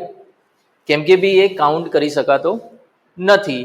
અને સેકન્ડ વસ્તુ આ એક જ માટે નથી વપરાતું. ક્રિકેટ એટલે ક્રિકેટ આવું ના થાય. આપણે અંદરથી દિલ આવો લોજિક આપે હે ને કે ક્રિકેટ એટલે ક્રિકેટ. એકે એવું લોજિક આપ્યું, પણ આંખોથી જોઈ શકાય ને? આંખોથી તમે શું જુઓ? પ્લેયરને જુઓ છો. આંખોથી તમને ક્રિકેટ દેખાતી હોય તો મને કહેજો. આંખોથી હું મેચ જોઈશ, પ્લેયરને જોઈશ, એ પ્લેયર જે કરી રહ્યા છે એ જોઈશું, અને ત્યારે ફીલ શું થશે કે આ ક્રિકેટ છે. ચલો આવો, ઇંગ્લિશ ગજબ વસ્તુ છે, એને સમજશો તો ખબર પડી ને. આમાં સિમ્પલ રાખવાનું. કોઈ પણ રોગ, આ તો મેં તમને સમજાવવા માટે આટલું બધું એક્સપ્લેન કર્યું. તમારે આટલા લોજિક યાદ નહીં રાખવાના. તમારે શું યાદ રાખવાનું? કોઈ પણ રોગ અને કોઈ પણ રમત શેમાં જતું રહેશે? એબ્સ્ટ્રેક્ટ. બસ એક જ લાઈન. બરાબર? આ તો કેમ સમજાવ્યું કે તમારી જોડે કોઈ આર્ગ્યુમેન્ટ કરે તો તમે એને કહી શકો કે આના લીધે. બાકી તમારે સિમ્પલ જ ચોપડામાં લખવાનું. કોઈ પણ રોગ હશે અથવા તો કે કોઈ પણ રમત હશે એ શેમાં આવી જશે? એબ્સ્ટ્રેક્ટ નાઉનમાં જ આવી જશે. રેડી? આટલી વસ્તુ. તો આપણે બધા નાઉનને એકવાર ખાલી લિસ્ટ બનાવીએ, વાત કરીએ આપણે પ્રોપર. આ કેમ વારંવાર રિપીટ કરું છું? કે તમને યાદ રહે એના માટે. સેકન્ડ આપણે બોલો કોમન, પછી કલેક્ટિવ આમાં એવું કોઈ નથી કે તમે આ સિક્વન્સમાં જ યાદ રાખો, ખાલી નામ યાદ હોવા જોઈએ, આડા અવડા ચાલે. ચોથા નંબરે જોઈએ તો આવી જશે મટીરિયલ, ત્યારબાદ આપણે જોયું એબ્સ્ટ્રેક્ટ, એબ્સ્ટ્રેક્ટની જોડે જોયું કોન્ક્રીટ, એના પછી આપણે જોયું કમ્પાઉન્ડ, એ પછી આપણે બહુ શરૂઆતમાં આવું જોયું હતું કાઉન્ટેબલ, હે ને, આ પણ નાઉનને એક ટાઈપ જ કહેવાય ને, કાઉન્ટેબલ, અને બીજું અનકાઉન્ટેબલ. અને ઓર એક વસ્તુ આપણે જોઈ હતી સિંગ્યુલર નાઉન, એટલે કે એક વચન, અને પ્લુરલ નાઉન. તો આપણે આટલી બધી કથા કરી નાઉન વિશે. આ બધી વસ્તુ આપણે ભણ્યા છે કે સિંગ્યુલર નાઉન એક વચન હોય, પ્લુરલ નાઉન એ બહુવચન હોય, countable, uncountable, compound, concrete, abstract, material, collective, common અને પ્રોપર. હા, એક્ઝામમાં ડાયરેક્ટલી એવો કોઈ સવાલ પૂછાય કે નાઉનના ટાઈપ કેટલા, તો તમારે કહેવાનું ફક્ત 5 જ. બરાબર, એક્ઝામ ઓરિએન્ટેડ જોઈએ કે તમને એવો સવાલ પૂછવામાં આવે તો આપણે કેટલા કહેવાના? 5 જ. રેડી? સમજાયું? ઓકે, ચલો આગળ વધીએ. સમજીએ હવે ભાઈ. અમુક સવાલના જવાબ હું અત્યારે ઇગ્નોર કરું છું, છેલ્લે મને પૂછી લેજો. હા, આખી લિંક તૂટી જાય એટલે મજા નહીં આવે. હાર્દિક લાસ્ટમાં મિત્ર યાદ કરાવજે. પછી હવે વાત કરીએ આપણે તો કે સાહેબ આ નાઉન છે એ કોઈ વાક્યમાં ક્યાં આવી શકે? આને બી યાદ રાખજો. આને શું કહેવાય? ઇંગ્લિશની સંજીવની. બહુ બધી જગ્યાએ કામમાં આવતી હશે એ વસ્તુને આપણે નામ શું આપીશું? સંજીવની. અને આ નાના નાના કન્સેપ્ટ તમને બહુ મોટી જગ્યાએ ગુજરાતીમાં આપણે કહીએ કર્તા, અને ઓબ્જેક્ટ જેને આપણે ગુજરાતીમાં કહીએ કર્મ. આ બે જગ્યાએ હું નાઉનનો ઉપયોગ કરી શકું. બરાબર, આપણે આ બધા ટાઈપ જોયા તો આ ટાઈપ, બરાબર, નાઉનના ટાઈપ તો જોઈ લીધા, પણ આ નાઉન વપરાશે ક્યાં? કર્તા અથવા તો કર્મના સ્થાને. સમજાય છે ને આખી વસ્તુ? એક સિમ્પલ વસ્તુ સમજાવું તો બી આ આપણે એક ભાઈ છે એને યાદ રાખજો, સવો. ભાઈનું નામ શું? બોલો, સવો. હા, ભાઈનું નામ શું? જોરથી, સવો. એટલે સવો એટલે સાહેબ આ. ધેટ મીન્સ શું? કેસ બરાબર સબ્જેક્ટ, વી બરાબર વર્બ અને ઓ બરાબર ઓબ્જેક્ટ. આજે આપણે ભણીશું એટલે આ બધી વસ્તુ ક્લિયર થઈ જશે કે સાહેબ આ જે વર્બ છે એની આગળ કોનું પ્લેસ હોય? સબ્જેક્ટનું પ્લેસ હોય. અને વર્બ પછી કોનું પ્લેસ હોય? ઓબ્જેક્ટનું પ્લેસ હોય. એટલે મેં તમને જે કીધું કે નાઉનનો ઉપયોગ ક્યાં કરી શકીએ? તો સબ્જેક્ટના પ્લેસે અને ઓબ્જેક્ટના પ્લેસ પર કરી શકીએ. હવે સબ્જેક્ટનો ઓબ્જેક્ટનું પ્લેસ ક્યાંથી ખબર પડશે? તો આપણે ફોકસ કરવાનું વર્બ પર, હે ને? પેલા અર્જુનની જેમ કે આખા પંખીને નહીં જોવાનું, પક્ષીની આંખને જોવાનું. એટલે તમારે ઇંગ્લિશમાં માસ્ટરી કરવી હોય તો તમારું ફોકસ શેના પર હોવું જોઈએ? ઓટોમેટિક બીજું બધું થઈ જશે. એટલે વર્બની આગળ કોનું પ્લેસ હોય? સબ્જેક્ટનું. વર્બની પછી કોનું પ્લેસ હોય? ઓબ્જેક્ટનું. એટલે સબ્જેક્ટનો ઓબ્જેક્ટના પ્લેસ પર શું વપરાય? નાઉન વપરી શકાય. ઓકે, હા કે ના? બોલો, સમજાયું? હા, એક મિત્રએ કીધું કે સર જોડે જોડે લખીએ કે નહીં. બે એક વસ્તુ સમજો કે શાંતિથી લેક્ચરને સમજવાનો ટ્રાય કરો. હા, લખો, પણ એ રફ વર્ક. તમે તમારી નોટ્સ બનાવો ત્યારે બીજી વાર લેક્ચર જુઓ, કેમ કે બે જોડે કરવા જશો તો ટફ પડવાનું છે. અત્યારે લેંગ્વેજ એવી છે કે લખતા લખતા જ ભણવું જોઈએ, પણ એ કેવું રફ વર્ક. અમુક વર્ડ ખાલી તમને યાદ રહે એના માટે કે ઓકે આવી આવી વસ્તુ છે, પણ તમારી પ્રોપર નોટ્સ બનાવવી હોય તો બીજી વાર લેક્ચર જોવાનો. બે વસ્તુ થઈ જશે, તમારું રિવિઝન બી થઈ જશે, સારી એવી નોટ્સ પણ. કેમ કે પહેલી વાર તો તમારા માટે બધું નવું હશે. કઈ વસ્તુ ઇમ્પોર્ટન્ટ છે, કઈ વસ્તુ ઇમ્પોર્ટન્ટ નથી, તમને કેમ નહીં ખબર? તો નોટ્સમાં કેમનું ઉતારશો? પણ એકવાર જોઈ લીધું છે એટલે તમને ખબર છે કે આવો આવો પોઈન્ટ એ શું છે? કામનો છે. સરે આના પછી કંઈક કામનું બોલ્યા હતા, તો ત્યારે પછી તમે પ્રોપરલી નોટ્સમાં એ ઉતારી શકશો. એટલે એ રીતના કરજો. ચલો હવે બી સેકન્ડ વસ્તુ જોઈએ. આપણે નાઉન કમ્પ્લીટ કરી દીધું. હવે જોઈએ પ્રોનાઉન. તમારા દિલને સારું લાગે એટલા માટે ખાલી આનું ગુજરાતી કહું છું, સર્વનામ. બાકી ઇંગ્લિશમાં એના ગુજરાતીના કોઈ કામ નથી. એટલે નાઉનનું પ્રોનાઉનનું ગુજરાતી શું? સર્વનામ. બરાબર. ક્યારેક આવો પ્રશ્ન કોઈ પૂછે કે પ્રોનાઉન એટલે શું, તો સર્વનામ નહીં કહેવાનું. એ ફક્ત એનું શું છે? ગુજરાતી છે. તો પ્રોનાઉનનો કેમ ઇન્વેન્ટ કરવામાં આવ્યું? પ્રોનાઉન ના બનાવ્યું હોત તો ના ચાલે. નાઉનને કેમ બનાવવામાં આવ્યું હતું? આઈડેન્ટિફાઈ કરવા માટે ને બધાને. હા, તો કે સાહેબ પ્રોનાઉનને કેમ બનાવ્યું? તો હવે વસ્તુ એવી થાય કે જેમ કે હું કોઈના વિશે કંઈક વસ્તુ લખી રહ્યો છું ને દર વખતે એનું નામ બોલ કરું, તે ઇરિટેશન થાય. 10 શબ્દો કોઈના વિશે લખ્યા ને દરેકમાં એનું નામ લખીએ કે ગાંધીજી આવા, ગાંધીજી આવા, ગાંધીજી ગાંધીજી ગાંધીજી ગાંધીજી, તો આપણને એવું થાય હું ગાંધીજી, એને ઇરિટેશન થાય. તો આ નાઉનનું રિપીટેશન અવોઇડ કરવા માટે જે વર્ડ યુઝ થતો હોય એને શું કહીએ? પ્રોનાઉન. સમજણ પડી? ક્યારેક આવી ડેફિનેશન બી આવી જશે કે પ્રોનાઉન શા માટે યુઝ થાય છે, ક્યાં યુઝ થાય છે એવું નહીં. પ્રોનાઉન શા માટે યુઝ થાય છે? શા માટે? કે નાઉનનું રિપીટેશન અવોઇડ કરવા માટે. અવોઇડ એટલે રોકવા માટે આપણે શેનો યુઝ કરીએ? એક વર્ડનો યુઝ કરીએ છીએ અને એ વર્ડને શું કહીએ? પ્રોનાઉન. તો પ્રોનાઉન ક્યાં વપરાતું હશે?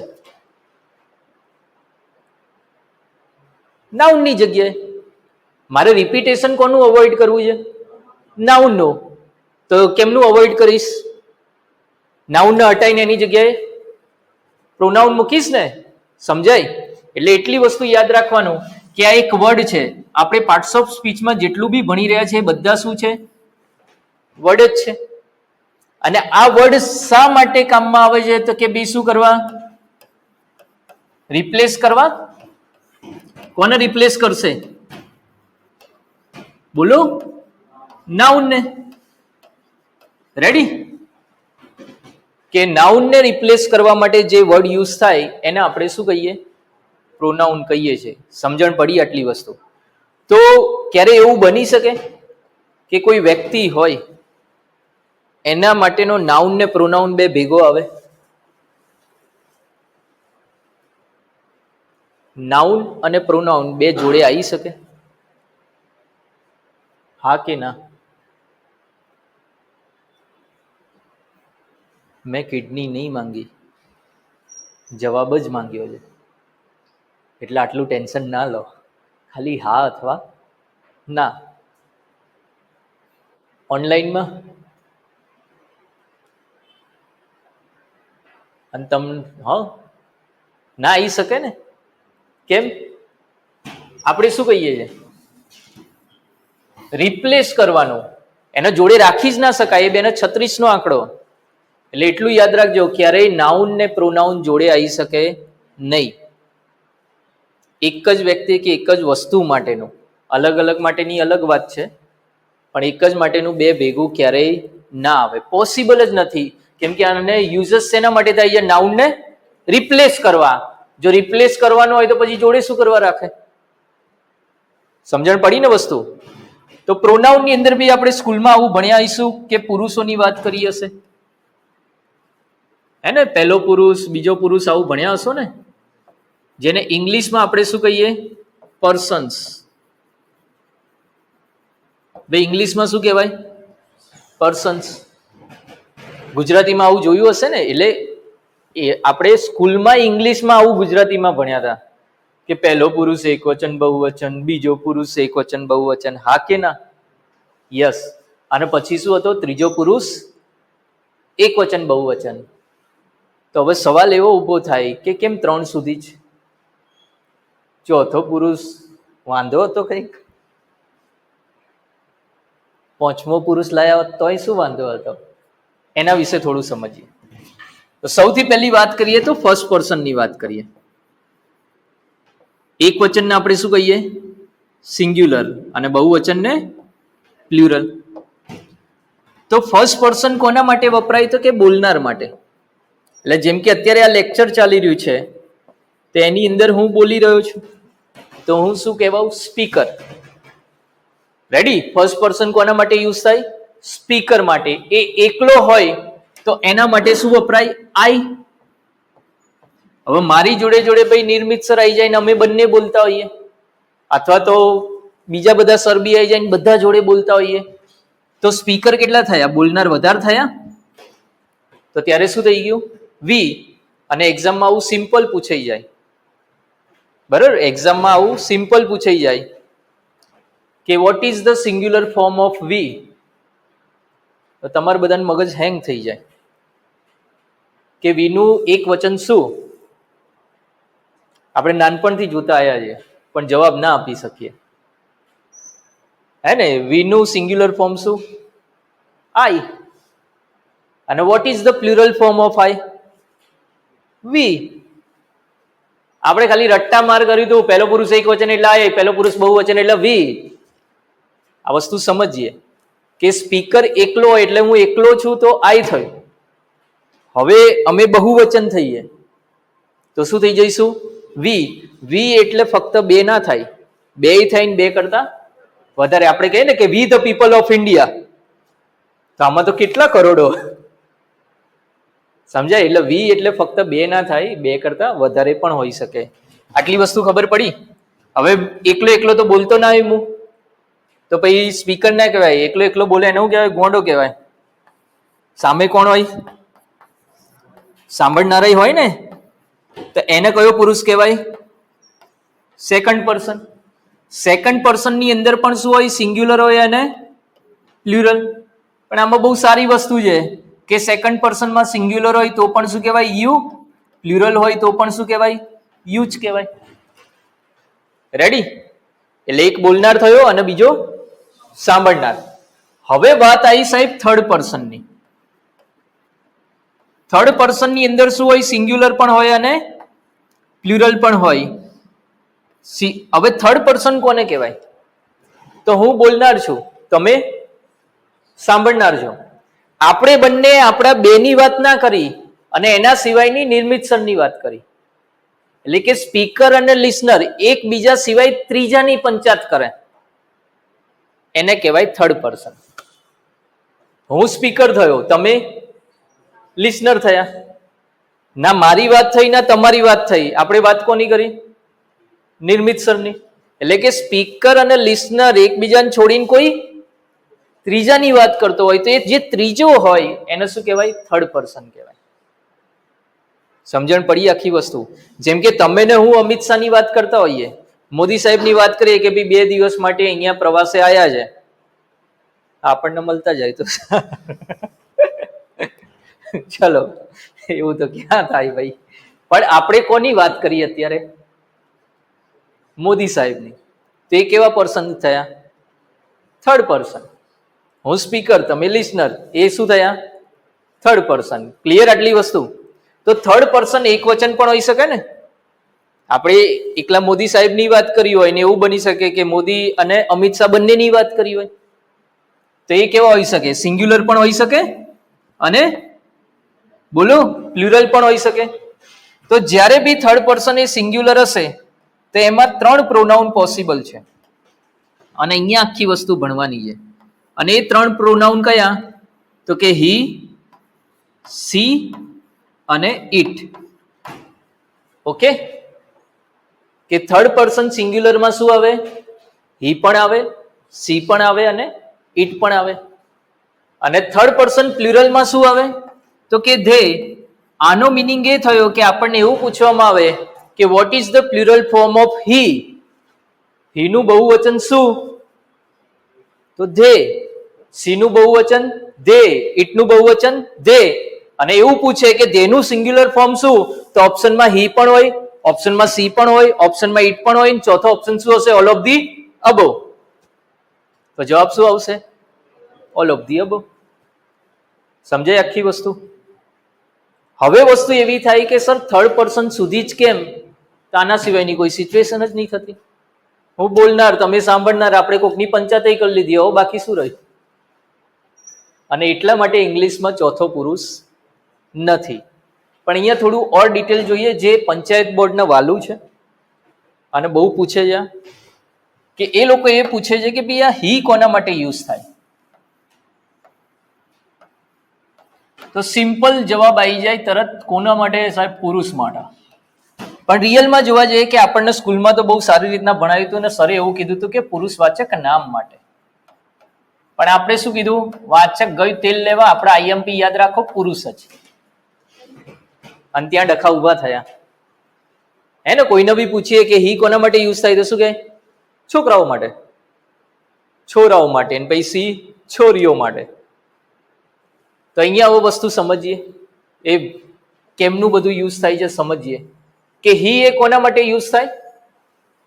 પુરુષવાચક નામ એટલે કે મસ્ક્યુલિન નેમ માટે. પુરુષવાચક નામ કોને કહેવાય? આપણો ઇન્ટરેસ્ટ જ નહોતો ને ત્યારે, આપણે તો શું કર્યું, ખાલી પુરુષ માટે હી વપરાય.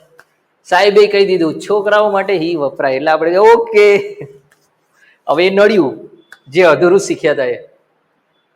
પુરુષવાચક નામ કોને કહેવાય? કે એવા કોઈ નામ જે તમને સ્ટ્રેન્થ, એટલે કે વાત કરીએ કે ભાઈ ઉર્જા, બીજું નામ કહીએ તો કે શક્તિ, અથવા તો જોવા જઈએ કે ભાઈ ફિયર એટલે કે ડર, એને રિપ્રેઝેન્ટ કરતું હોય. બરાબર, એને શું કહેવાય? પુરુષવાચક નામ. અને આ એક્ઝામમાં પૂછાયેલું છે. હું તમને કોઈ બીજા કોઈ બોર્ડનું કે બીજી કોઈ એક્ઝામનું નહીં ચલાવી રહ્યો. સોશિયલ વેલફેર ઓફિસર 2018ની અંદર બી પૂછાયું હતું, હમણાંની કોઈ એક્ઝામમાં પૂછાયું હતું, સીસી કે એવી કોઈક એક્ઝામ હતી એની અંદર બી આવી ગયું હતું. એટલે બહુ બધી જગ્યાએ કામમાં આવશે. આજે પહેલું જે ચેપ્ટર છે ને, આ સેકન્ડ આપણું ચેપ્ટર, એમાંથી ઓલમોસ્ટ દરેક એક્ઝામમાં એવું બને જ નહીં, કોઈ એક્ઝામ એવી ના જાય કે જેમાંથી ક્વેશ્ચન. એટલું ઇમ્પોર્ટન્ટ ચેપ્ટર છે ને આપણે એને નહીં ભણતા હોતા. સમજીએ કે પુરુષવાચક નામ. તો પુરુષવાચક નામ કોને કહેવાય? કે એવું કોઈ નામ જે શું છે? શક્તિ અથવા ડરને રિપ્રેઝેન્ટ કરે. એના માટે આપણે શું યુઝ કરી શકીએ? હી. કેવી રીતે? જેમ કે જોવા જઈએ કે ભાઈ સન, તમને એવું પૂછવામાં આવે કે સન માટે પ્રોનાઉન કયો, તો કે દુનિયાનો ઉર્જાનો સ્ત્રોત કોણ? હા, એનર્જીનો સોર્સ કોણ? સન ને? યસ યા નો? હા, તો કે ભાઈ આ જો ઉર્જાનો સ્ત્રોત હોય તો આ કોને રિપ્રેઝેન્ટ કરે છે? ઉર્જાને. તો સન માટે કયો પ્રોનાઉન યુઝ થાય? હી. સન માટે ઇટ યુઝ ના થાય. સમજાય વસ્તુ? એ જ રીતના જોવા જઈએ કે ભાઈ વોર, યુદ્ધ, વોરમાં શું હોય? સ્ટ્રેન્થ અને ફિયર બંને હોય. જે જીતતું હોય એ સ્ટ્રેન્થને રિપ્રેઝેન્ટ કરશે ને જે હારતું હશે બિચારું ડરને. આ બંને દેખવા મળે ને? યસ યા નો? તો આના માટે પણ પ્રોનાઉન કયો યુઝ થાય? હી. સમજ પડી રહી છે? હા કે ના? કે ફક્ત છોકરાઓ માટે એવું યાદ નહીં રાખવાનું. હા, એવું છે જ નહીં, એ ખાલી મૂવી છે કે ફક્ત સ્ત્રીઓ માટે. અહીંયા એવું નહીં રાખવાનું કે ફક્ત પુરુષો માટે, એવું નથી. આ પુરુષવાચક નામ માટે છે. પુરુષવાચક નામ કોને કહેવાય? લખેલું છે, બોલો. એવું કોઈ નામ જે શક્તિ અથવા ડરને રિપ્રેઝેન્ટ કરે. એના માટે આપણે કયો પ્રોનાઉન યુઝ કરીશું? હી યુઝ કરીશું. સમજાય ને આટલી વસ્તુ? રેડી આટલી વાત? કે હવે વાત કરીએ તો કે સર છોકરાઓ માટે હી શું કરવા યુઝ થાય? જેમ કે જોવા જઈએ કે કદાચ મારો અવાજ આવો હોત, કેમ છો,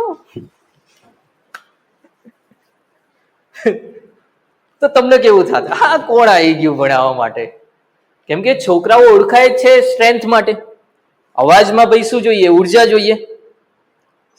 કદાચ એવું બને કે આપણો કોઈ ભાઈબંધ હોય એને આટલી ખુરશી ના ઉંચકી શકે તો આપણે કહીએ ને, શું યાર ખુરશી નહીં ઉંચકી શકતો? કેમ કે બોયઝ ઓળખાય છે એના માટે, સ્ટ્રેન્થ માટે. સમજાય છે? અને એટલા જ માટે બોયઝ માટે શું યુઝ થાય? હી યુઝ થાય. કે એ કોનું પ્રતીક છે? ઉર્જાનું, સ્ટ્રેન્થનું. ક્લિયર થાય વાત? સમજણ પડી રહી છે? અને એટલા માટે ભાઈ કોઈ પણ બોય હોય તો એના માટે આપણે પ્રોનાઉન કયો યુઝ કરીએ છીએ? હી યુઝ કરીએ છીએ. આ ખ્યાલ આવી ગયો? હા કે ના? ક્લિયર છે બધાને? એ પછી સેકન્ડ વસ્તુ લઈએ તો કે સી કોના માટે યુઝ થાય? તો ખાલી સ્ત્રી નહીં હોય ને, શું આવશે? સ્ત્રીવાચક નામ માટે. તો સ્ત્રીવાચક નામ કોને કહેવાય? કે સાહેબ એવું કોઈ પણ નામ જે ફળદ્રુપતા અથવા તો શું છે, સુંદરતાને રિપ્રેઝેન્ટ કરે, એના માટે જે નામ યુઝ થશે.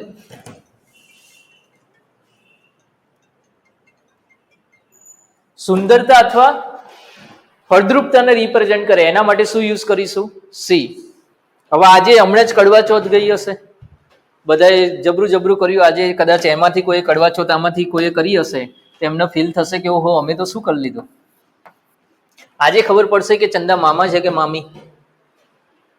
જોવા જઈએ કે ભાઈ ગુજરાતીના કોઈ પણ સર હોય, તમે અલંકાર ભણ્યા હોય તો એક એક્ઝામ્પલ તો આપે જ કે દમયંતીનું મુખ કુના જેવું? ના તમારા જેવું ના મારા જેવું. કુના જેવું કહેશે? ચંદ્ર જેવું. આપણે કસમો ખાઈએ ને આમ સોંગમાં, હે ચાંદ તેરી ચાંદની કી કસમ, તુજમે તો ડાઘ હૈ લેકિન મેરે ચાંદ મેં ડાઘ નહીં હૈ. તો અહીંયા બી ચાંદ છે એ કોને રિપ્રેઝેન્ટ કરે છે? સુંદરતાને. ચાંદ ઓળખાય જ છે એના માટે, સુંદરતા માટે. તો એવો કોઈ પણ નામ જે કોને રિપ્રેઝેન્ટ કરતું હોય? સુંદરતાને રિપ્રેઝેન્ટ કરતું હોય તો એના માટે પ્રોનાઉન કયો આવે? તો કે સી આવે. તો યાદ રાખીશું મૂન માટે પ્રોનાઉન શું વપરાય? સી વપરાય. એટલે ચંદા મામા નથી, મામી છે. તો તમે લોકો શું કરો છો? તમારા હસબન્ડ હોય, જે બી બેનો હશે, તો હસબન્ડનું મોઢું આમ રાખે કે ઉભા રહો, પછી ચાંદ જોડે સરખામણી કરે. તમે ચાંદ જોડે નહીં, ચાંદની જોડે સરખામણી કરો. અને ભાઈઓ તમે વિચારો કે તમારી સરખામણી કોની જોડે થાય છે? રેડી? યાદ રાખજો. બી આ એક્ઝામમાં પૂછાયું છે, પંચાયત બોર્ડે પૂછેલું છે કે મૂન માટેનો પ્રોનાઉન. એ જ રીતના અહીંયા જોઈએ કે સાહેબ વાત કરીએ કે સ્ત્રીઓ માટે કેમ સી વપરાય? બરોબર, એવો ક્વેશ્ચન ઉભો થાય કે સ્ત્રીઓ માટે કેમ સી વપરાય? તો વાત કરીએ ભાઈ ફળદ્રુપતાની, ફર્ટિલિટી. બાળકને જન્મ કોણ આપે? સ્ત્રી આપે, પુરુષ ના આપે. અને જન્મ આપવું એ પણ એક શું કહેવાય? ફળદ્રુપતા જ કહેવાય. ખ્યાલ આવી રહ્યો છે? એ જ રીતના જોવા જઈએ કે ભાઈ સ્ત્રી છે, કોઈ પુરુષને આપણે એવું ના કહીએ કે સુંદર લાગે. એટલે કોઈ પુરુષને આપણે એવું કહીએ કે હી ઇઝ બ્યુટીફુલ, આ એના ગાઢ જેવું લાગે. તમે કોઈ પુરુષને બ્યુટીફુલ બ્યુટીફુલ લાગો હે ને? તમે આ બ્યુટીફુલ વર્ડ કોના માટે યુઝ કરી શકો? સ્ત્રી માટે. આ સુંદરતા કોના માટે યુઝ થાય ભાઈ? સ્ત્રી માટે. એમના અવાજ કેવો હોય? કોમળ હોય. એમનો અવાજ આપણો જેવો ના હોય. અને એટલા જ માટે ભાઈ સ્ત્રી માટે આપણે શું યુઝ કરીએ છીએ? સીનો યુઝ કરીએ છીએ. સમજણ પડી વાત? હવે જોવા જઈએ કે સર કોઈ પણ કન્ટ્રી હોય, જેમ કે આપણે જોઈએ કે આપણું ઇન્ડિયા છે, આના ભાઈ ક્વેશ્ચન ટેગની અંદર આગળ જઈને આપણે ભણીશું ને, તો કે ક્વેશ્ચન ટેગમાં એવું હોય કે નામ આપ્યું હોય અને ક્વેશ્ચન ટેગમાં તમારે એનું શું કરવાનું? સર્વનામ વાપરવાનું હોય. અને એક્ઝેક્ટ એક્ઝામ યાદ નથી આવતી, 1 વર્ષ પહેલા કોઈ એક્ઝામ લેવાઈ હતી, એમાં આવી રીતે આવ્યું હતું ઇન્ડિયા. પબ્લિક તો શું વિચાર્યું? ઇન્ડિયા એટલે ઈટ કરીને આવી ગયા. પ્રોનાઉન એનો વાપરવાનો હતો. કોઈ પણ દેશ હોય એની ભૂમિ હોય એટલે કે ફળદ્રુપતા હોય, એટલે કે કોઈ પણ દેશ માટે જો પ્રોનાઉન યુઝ કરવો હોય તો કયો થાય? સી જ થાય. એવું નહીં કે ભારત માતા એટલે સી, એવું નહીં. સમજ્યા? નેપાલ હોય તો નેપાલ માટે શું યુઝ થશે? બોલો, સી. અમેરિકા માટે સી જ યુઝ થાય. કોઈ પણ દેશ માટે તમે પ્રોનાઉન યુઝ કરવો હોય તો કયો યુઝ થશે? સી જ યુઝ થશે. સમજ પડી આખી વાત? હા કે ના? હી કોના માટે?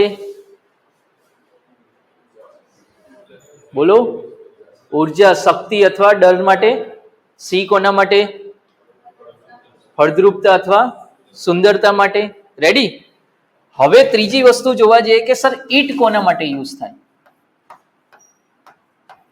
તો ઈટ એ ભાઈ બરોબર છે કે ભાઈ જેટલા પર પ્રાણી હોય એની અંદર પંખીડા હોય, લઈ લો, જેટલી પણ વનસ્પતિ હોય, અને જેટલા પણ બીજા શું જોઈએ નિર્જીવ હશે, આ બધા માટે આપણે શેનો યુઝ કરી શકીએ? ઇટનો. પણ આપણા માટે બી કામની વસ્તુ એ છે કે શું હ્યુમન માટે ઇટ યુઝ કરી શકાય?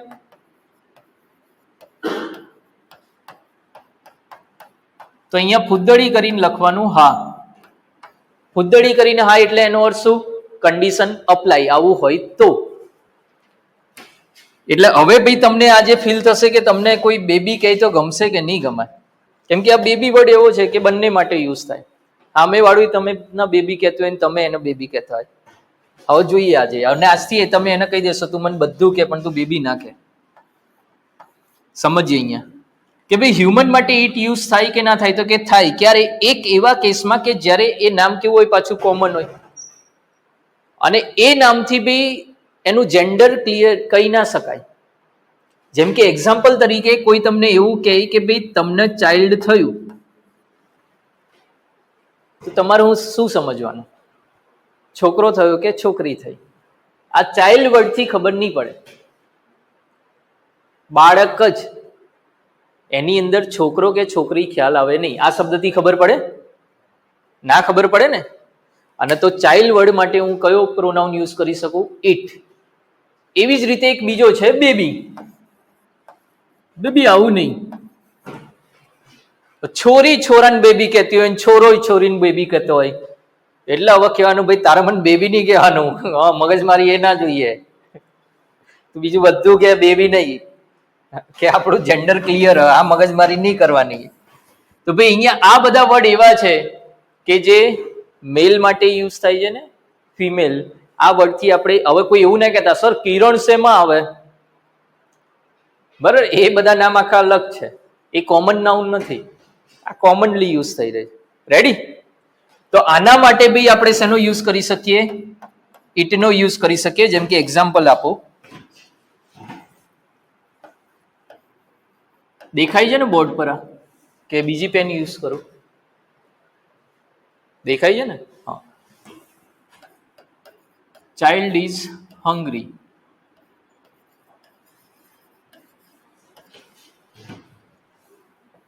ખાલી જગ્યા ઇઝ ક્રાઇંગ. ઓપ્શન લઈએ. Option A he, B she, C they, and D it. આ રીતના આવે. તમે વિચારો તમે એક્ઝામમાં શું કરત આ ભણ્યા સિવાય? ના ભણ્યા ના હોત તો સૌથી પહેલા શું વિચારો? ઇટ તો નિર્જીવ માટે વપરાય, આનો ઉડાડો.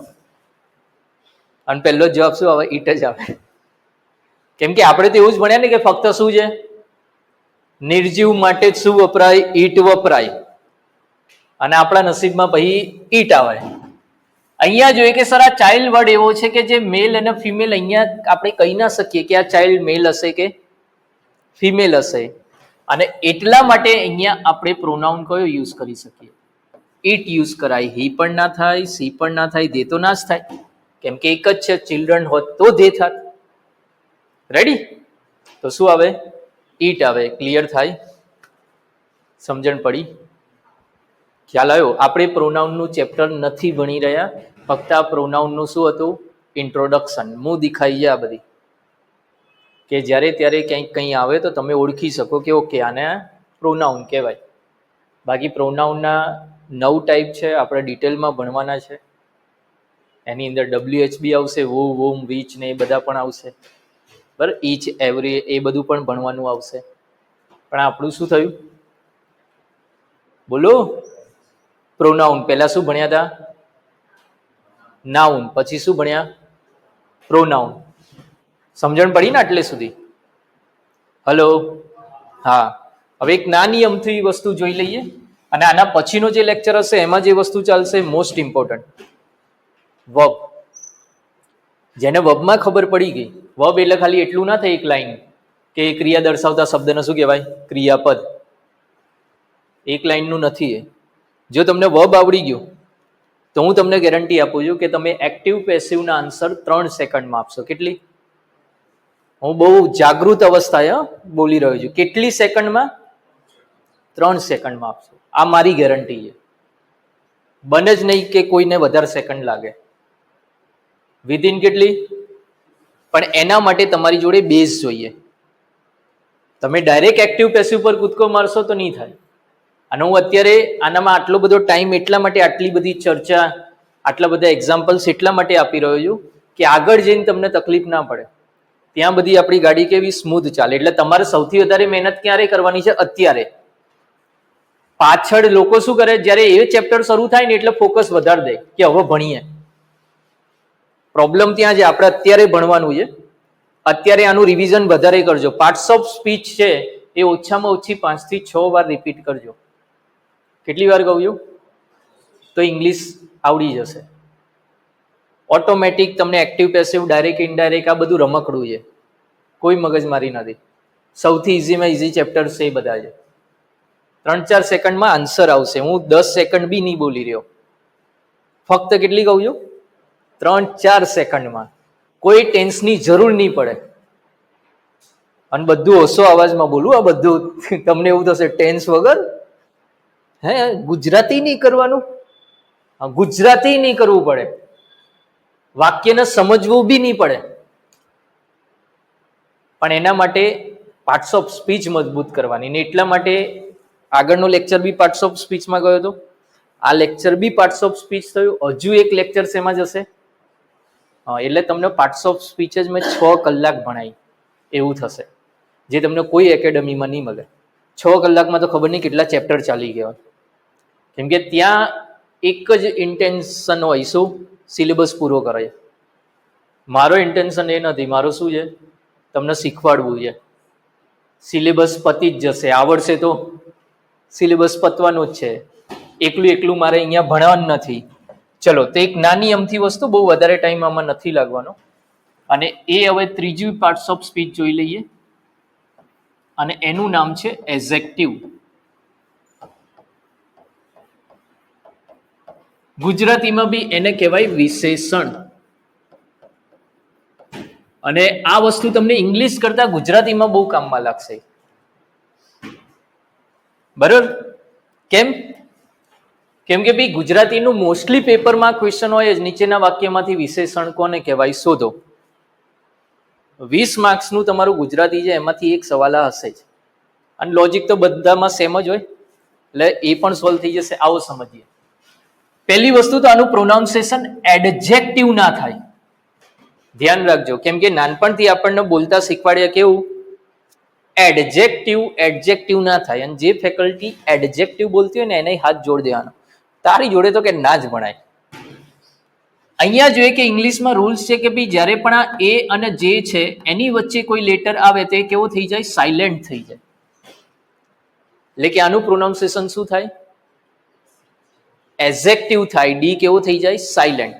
જેમ કે એક ઓર એક વર્ડ છે, આને આપણને કેવું બોલતા શીખવાડ્યું. મને એવું થાય કે આ શું કહેવાનું? થોડા એડ થઈને જસ્ટ થાવ.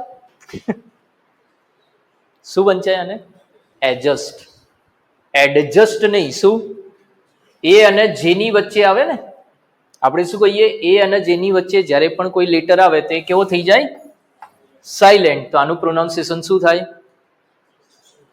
બી ન કર નારાયણ, મારા જેવો એક્ઝામિનર હોય તો બહુ મોટા એક્ટિવ પેસિવ હોય ના પૂછે, એટલું જ પૂછે કે એડજેક્ટિવ છે એનું પ્રોનાઉન્સિએશન કરીએ. એટલે ત્યારે એ લખતો નહીં ને, એ તો ખાલી વર્ડ જ લખ્યો હશે આટલો, કે આનું પ્રોનાઉન્સિએશન કરીએ ત્યારે કયો વર્ડ સાયલેન્ટ થઈ જાય? તમે તો આપણે તો બોલીએ શું? એડજેક્ટિવ. આપણે તો ડ તો બોલીએ જ, ફસાઈ જઈએ. અને એટલા માટે આ વસ્તુ ભણાઈ રહ્યો છું કે ઇન ફ્યુચર આવા ક્વેશ્ચન્સ બી આવશે કે અહીંયા કયો વર્ડ સાયલેન્ટ થઈ જાય. તો તમને ખ્યાલ આવવું જોઈએ કયો વર્ડ સાયલેન્ટ થઈ જાય. બોલો. ડી. એ અને જેની વચ્ચે જ્યારે કોઈ વર્ડ આવે તો એ કેવો થાય? સાયલેન્ટ. ચલો હવે સમજીએ કે એડજેક્ટિવ કોને કહેવાય. તો અલ્ટિમેટલી સાહેબ આ પણ શું છે? એક વર્ડ જ છે ને. જેવી રીતે બીજા બધા પાર્ટ્સ ઓફ સ્પીચ આપણું નાઉન એક વર્ડ હતું, પ્રોનાઉન એક વર્ડ હતું, તો આ પણ શું છે? વર્ડ જ છે. અહીંયા જોવા જઈએ કે જો આ વર્ડ હોય તો સાહેબ કંઈ કામ તો કરતું હશે. યસ. આ શું કામ કરે? તો આ ભાઈ એજન્ટ જેવું કામ કરે. એજન્ટ શું કામ કરે? ઇન્ફોર્મેશન આપે ને. ભાઈ ખબરી છે આપણો. બરાબર, આ શું આપશે? ઇન્ફોર્મેશન આપશે. કોની ઇન્ફોર્મેશન આપશે સાહેબ? તો અત્યાર સુધી શું ભણ્યા? નાઉન અને બીજું પ્રોનાઉન. બસ સિમ્પલ વસ્તુ યાદ રાખવાનું કે નાઉન અને પ્રોનાઉનની જે ઇન્ફોર્મેશન આપે એને આપણે શું કહીએ? એડજેક્ટિવ કહીએ. ગુજરાતી વાળું યાદ નહીં રાખવાનું, ફસાઈ જશો. નામના અર્થમાં વધારો કરે તો સર્વનામના અર્થમાં વધારો કરે એને શું કહીશું? રેડી? નાઉન અથવા પ્રોનાઉન છે એની ઇન્ફોર્મેશન આપે. ઇન્ફોર્મેશન કેમનું આપશે? તો આપણે આવો સવાલ કરી શકીએ. કેવો, કેવી, એને હજુ જો કે પહેલી વાર બાયોડેટા આવ્યો હોય, જોવા જઈએ એટલે છોકરાને એવું પૂછે કેવી છે છોકરી, છોકરાને એવું પૂછે કેવો છે. ગમી જાય પછી લગ્ન થાય, પછી લગ્ન થાય એટલે પછી લોકો શું કહે? કેવું ચાલે. પહેલા વર્ષે તો આવું જ પૂછે. પછી બીજા વર્ષે શું કહે? કેટલા બાળકો થયા. બસ, તો આ થઈ ગયા સવાલ કે કેવો, કેવી, કેવું અને કેટલા. આના વડે સવાલ કરીએ અને આપણને જવાબ મળે તો એને આપણે શું કહીએ? એડજેક્ટિવ કહીએ. રેડી? કે કેવો, કેવી, કેવું અને કેટલા. આના વડે આપણે સવાલ કરીએ અને આપણને જે જવાબ મળે એ આપણું શું હોય? એડજેક્ટિવ. બીજું ઓર એક આવશે જે આપણે જોઈશું. જેમ કે ચલો અહીંયા જોઈએ કે રોહન ઇઝ ક્લેવર.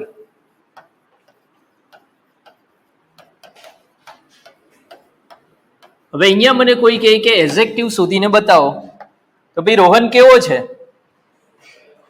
ક્લેવર ને. કેવાથી જવાબ મળ્યો? શું જવાબ મળ્યો? ક્લેવર. તો આ મારું શું થઈ ગયું? બોલો, એડજેક્ટિવ થઈ ગયું. જેમ કે આપણે જોઈએ કે she is beautiful.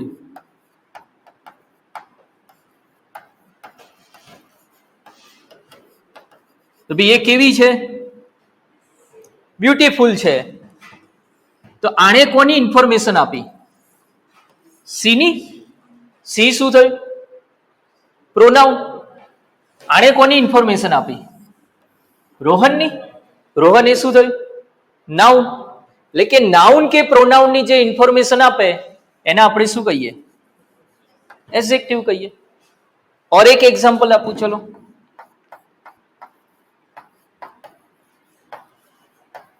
My father is an honest man. આ રીતનું છે. અહીંયા મને કોઈ કહે કે એડજેક્ટિવ શોધીને બતાવો, તો ભાઈ માણસ કેવા છે? ઓનેસ્ટ. તો આ ઓનેસ્ટ વર્ડ મારા માટે શું થયું? આ તો નાઉન કહેવાય ને. હલો, મેન એ નાઉન ને. કયો નાઉન? Common noun. યસ, સરસ. હે ને? તો કે મેન કેવા છે? ઓનેસ્ટ છે. તો સાહેબ આ શું થાય ભાઈ? એડજેક્ટિવ. હવે અહીંયા વસ્તુ સમજજો. લોકો ભૂલ શું કરે? આને શું હું પ્રોનાઉન કહીશ? આને પ્રોનાઉન કહી શકાય? હા કે ના કહેવાનું? હા, નાઉન ને પ્રોનાઉન ભેગા આવે જ નહીં સાહેબ. આ નાઉન કહેવાય ને ભાઈ? આ વર્બ, આ નાઉન કહેવાય ને? તો નાઉન ની જોડે પ્રોનાઉન તો આવે જ નહીં. તો સાહેબ આ માય શબ્દ એ શું કર્યું? ફાધર ની ઇન્ફોર્મેશન આપી ને કે ફાધર. ફાધર કોના? મારા. તો માય વડે તો શું કર્યું? નાઉન ની ઇન્ફોર્મેશન આપી. નાઉન ની ઇન્ફોર્મેશન આપે કે પ્રોનાઉન ની ઇન્ફોર્મેશન આપે એને આપણે શું કહીએ? એડજેક્ટિવ. તો આ મારું શું થઈ ગયું? એડજેક્ટિવ. કોઈને એવું થાય કે સર એક વાક્યમાં બે બે, અરે બે બે શું, જેટલા લેવાય એટલા એડજેક્ટિવ આવે. ખ્યાલ આવ્યો? સમજણ પડી? ઓર એક એક્ઝામ્પલ લઈએ.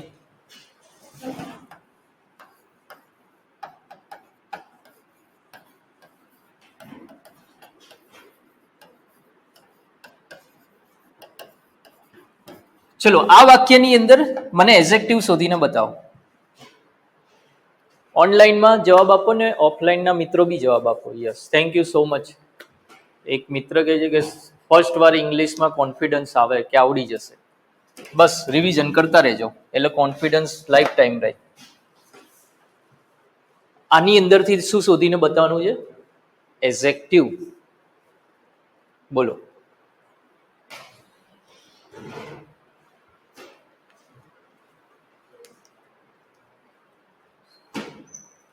ટ્રાય કરો, કંઈ વાંધો નહીં એમાં. યસ, બરોબર, પરફેક્ટ. કે માય છે આ શું છે? એઝેક્ટિવ છે. અને ધીસ છે એ પણ શું છે?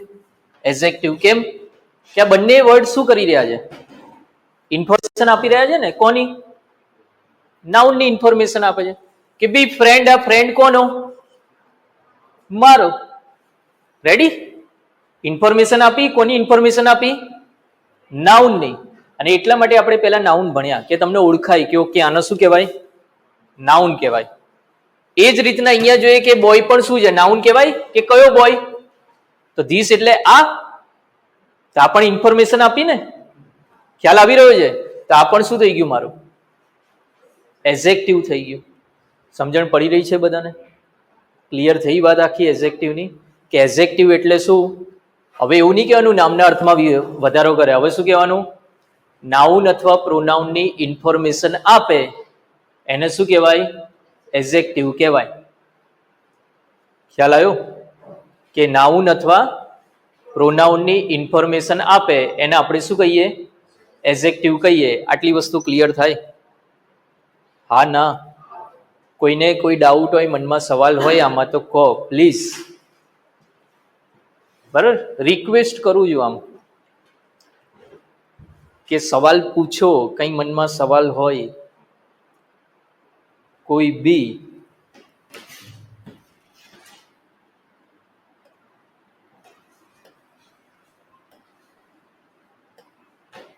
બોલીએ. આજે જે ભણ્યા એમાં ક્યાંય બી તમને કંઈ ક્વેરી હોય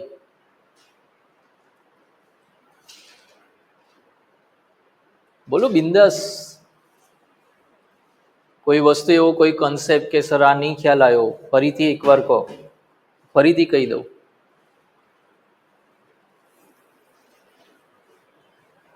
ભાઈ હું એટલા માટે આ એ કરું છું કે તમે અહીંયા તમારો ટાઈમ ઇન્વેસ્ટ કરો છો. અને સમય ઇન્વેસ્ટ કરવો ને એ બહુ મોટી વસ્તુ છે. આ સમય પાછો નહીં આવે. પૈસા ભર્યા હશે એ તો તમે ડબલ કમાઈ લેશો. પૈસાની કોઈ કિંમત નથી. પણ આ એક વાર આ સમય ગયો, આ પાછો આવશે નહીં. અને આ ગણતરી કરી દો કે લાઈફની અંદર કેટલી બધી વાર તમે સમય વેડફ્યો છે. સર આની પીપીટી મળશે ના? થોડું બી મહેનત કરો ને, નોટ્સ બનાવો ને, લેક્ચર જોઈને. મેં શું કીધું? બીજી વાર લેક્ચર જો. પ્રોબ્લેમ શું છે કે તમારી સફળતામાં અમારો હિસ્સો કેટલો હશે? 10%. અને તમે સફળ થશો એની પાછળનું રીઝન તમે કેટલા હશો? 90%. સ્ટુડન્ટ શું ઈચ્છે છે? સ્ટુડન્ટ એ ઈચ્છે છે કે સાહેબ અમે 10% મહેનત કરીએ ને તમે 90% મહેનત કરો અને એને સક્સેસ થવું. બેટા અમારો પોર્શન કેટલા ટકા? તમારી સક્સેસમાં અમારો પોર્શન 10% છે. એટલે અમે જે અહીંયા તમને મહેનત કરાવી, હવે તમારે એની કેટલા ટકા મહેનત કરવાની? અને જેણે આ કરી દીધું એ પાસ છે. પણ આ અહીંયા સાહેબ નોટ્સ અંગ્રેજી લેંગ્વેજ છે, લખવાથી આવડે, વાંચવાથી ના આવડે. મેથ્સ એ શું છે? કેલ્ક્યુલેશનનો સબ્જેક્ટ છે. એની જો નોટ્સ માંગતા હોય ને તો ભગવાન તને હાથ જોડી દો. આ બધા સબ્જેક્ટની નોટ્સ હોય જ નહીં. એને તમારે નોટ્સ બનાવવી પડે. કેમ કે લખશો તો આવડશે. બરાબર. એક મિત્ર કહે કે સર નોટ્સ, અલ્લા ભાઈ આ પહેલું બીજું કે 10મું ધોરણ નહીં, ચલો બાળકો લખો કે નાઉન એટલે શું? તો કે એક એક શબ્દ ના હોય. તમે મેચ્યોર લોકો છો યાર, ગ્રેજ્યુએશન પૂરું કર્યું છે, તેમાંથી તમારે લખતા શીખવાનું છે. રેડી? યસ. હા, બીજું કંઈ? શેનું બીજું એક્ઝામ્પલ આપો? વન મોર એક્ઝામ્પલ આપો ને, પણ શેનું? થોડું જણાવજો.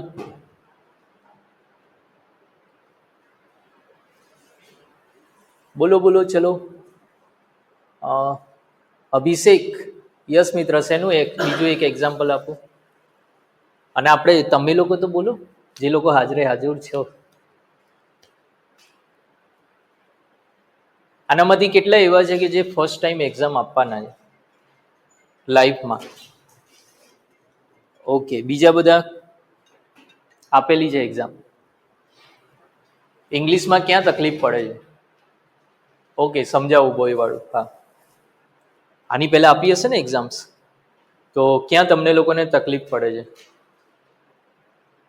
કે ઇંગ્લિશમાં તો સાહેબ માર્ક્સ આવી જતા હતા, કોઈ વાંધો જ નથી. બોલો, ક્યાં તકલીફ પડે છે? હા, રેવન્યુ મેન્સ આપેલી, બરોબર, સરસ. ક્યાં તકલીફ પડે? જસ્ટ એટલું વિચારો, તમારી જોડે કેટલો ટાઈમ છે? 7 મહિનાનો ને? સબ્જેક્ટ કેટલા છે? જીકેમાં જ 11 છે. એના સિવાયનું મેથ્સ, રિઝનિંગ, ઇંગ્લિશ, ગુજરાતી, એટલે ગણીએ તો સમય મહિના કેટલા? એટલે તમે એ ઊંઘમાં હોવ કે શું છે? બહુ બધા દિવસો છે હજુ તો. જોડે તમારે શું કરવાનું? રિવિઝન. તો ઇનફ ટાઈમ નથી, સમજો છો ને? હવે એમાં થોડું સ્માર્ટ એપ્રોચ રાખવાનું. સ્માર્ટ એપ્રોચ શું છે કે સાહેબ, ઇંગ્લિશના 20 માર્ક્સ છે, ગુજરાતીના 20 માર્ક્સ છે. મેજર સબ્જેક્ટ આ છે, 20-20 માર્ક્સના સબ્જેક્ટ છે. અને અને બીજું આવશે તમારી જોડે મેથ્સ. અલગ અલગ સબ્જેક્ટમાં તો આ મેથ્સ અને રીઝનિંગ એ અલગ અલગ એક્ઝામમાં થોડું વેરિએશન છે. નોર્મલી બે કેટલું છે? 25નું છે, હે ને? કોઈ બીજી એવી ટેકનિકલ કેવું હશે કે એમાં કંઈક ચેન્જીસ હશે. આ બે ભેગું થઈને 25 છે, જ્યાં સુધી મને ખ્યાલ છે. કંઈક મિસ્ટેક હોય તો મને કહેજો. તમે રિયલમાં ગેમ જોવા જાઓ તો ગેમ આની છે. કેમ કે એવા સબ્જેક્ટ છે જે ટાઈમ ટેકિંગ છે. 10 દિવસમાં તમે કદાચ ઇતિહાસ તૈયાર કરવો હોય તો થઈ જશે વાંચીને. 10 દિવસમાં મેથ્સ તૈયાર નહીં થાય, 10 દિવસમાં રિઝનિંગ તૈયાર નહીં થાય, ઇંગ્લિશ તૈયાર નહીં થાય. એમાં શું જોશે? પ્રેક્ટિસ જોઈશે. એટલે તમારો એપ્રોચ એ રાખો કે તમે અત્યારે, અને આની અંદર શબ્દ ભંડોળ, તમારા સૌથી વધારે માર્ક્સ ક્યાં જશે? સંધિ, જોડણી, સમાનાર્થી, વિરુદ્ધાર્થી, કહેવતો, છંદ, અલંકાર ને એ તો બધું બધાને ગોમ ના આવડે. એમાં કઈ કઈ બહુ મોટી વસ્તુ કરી જ નહીં. તમે કૃદન કૃદન કરી લીધું તો શબ્દ ભંડોળમાં મરી જવાના. અત્યારથી તૈયાર કરવું પડશે ને, અને એકવારમાં તો યાદ નહીં રહે આપણને. આપણે નોર્મલ હ્યુમન છે. એટલે અત્યારથી બી તમારે આના પર ફોકસ કરવાનું. કેમ આના પર કહું છું? કે આ એવો છે કે જે ટાઈમ ટેકિંગ છે. આરામથી તમારા 2 થી 3 મહિના લઈ લેશે. અને બીજું એવું છે કે ઘણા બધાની દુખતી નસ છે અંગ્રેજી, બહુ બધા લોકોની દુખતી નસ છે. મેથ્સ, રીઝનિંગ એ બહુ બધાની દુખતી નસ છે. આ એવા સબ્જેક્ટ છે જે ગામને નહીં આવડતા, જો આપણે કરી દીધા તો કામ પૂરું થઈ ગયું આપણું. તમને જીતાડી દેશે. બીજું કે આની જોડે જોડે આગળ જઈને સીસી આવશે તો અહીંયા જ સબ્જેક્ટ આવવાના, પ્રિલિમમાં આ જ આવવાના ને. એટલે આ સબ્જેક્ટ તો આ નહીં કે આ ગમે તે એક્ઝામ આવશે, આ જ આપણી નૈયા પાર કરાવશે. અને એટલે બહુ ફોકસ રાખો આના પર. રેડી? યસ. ભાઈ મારે દર વીકે હશે જ લેક્ચર, અને ફિક્સ છે આપણું ફ્રાઈડે હશે જ. બરાબર? રેન્ડમલી ક્યારેય નહીં આવી જઈએ. ઓલવેઝ શું હશે? ફ્રાઈડે લેક્ચર ફિક્સ, કે ફ્રાઈડે હશે ને હશે જ ડેફિનેટલી. ચલો, ઓર એક એક્ઝામ્પલ પેલા ભાઈને જોઈતો તો ધીસ વાળો, એવું આપી દઈએ. બીજો ઓર એક એક્ઝામ્પલ.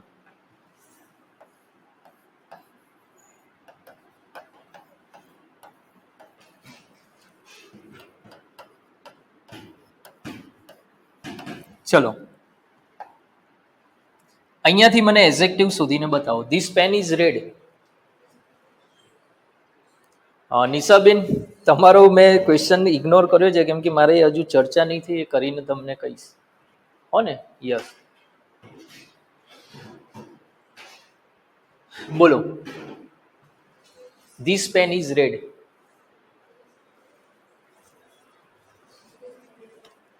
ધીસ અને યસ. બરાબર કે પેન કેવી છે? રેડ. યસ. ખ્યાલ આવ્યો? હા ના? હલો. અને બીજું શું છે? કઈ પેન? તો કે આ પેન. તો આપણું શું થઈ ગયું? એડજેક્ટિવ નાઉનની ઇન્ફોર્મેશન આપી ને? યસ યા નો? અને નાઉનની ઇન્ફોર્મેશન આપે અથવા તો પ્રોનાઉનની ઇન્ફોર્મેશન આપે એને આપણે શું કહીએ છીએ? એડજેક્ટિવ કહીએ છીએ. રેડી આટલી વસ્તુ? તો ભાઈ અત્યારે આપણે આ રાખીશું. હવે નેક્સ્ટ લેક્ચરની અંદર આપણે શું ભણવાના? તો વર્બ ભણીશું. એના પછી આવશે એડવર્બ, ત્યારબાદ આવશે પ્રેપોઝિશન, એ પછી આવશે કંજંક્શન, અને પછી માઇકલ જેક્સનનો મોટો ભાઈ ઇન્ટરજેક્શન. એટલે કે આપણે અત્યાર સુધી 3 ભણ્યા. આ ચોથું, પાંચમું, છઠ્ઠું, સાતમું અને આઠમું. અહીં આપણું ચેપ્ટર પૂરું થશે. એના પછી ઓર એક ચેપ્ટર શરૂ થશે જેનું નામ આવશે ટાઈપ્સ ઓફ સેન્ટેન્સીસ.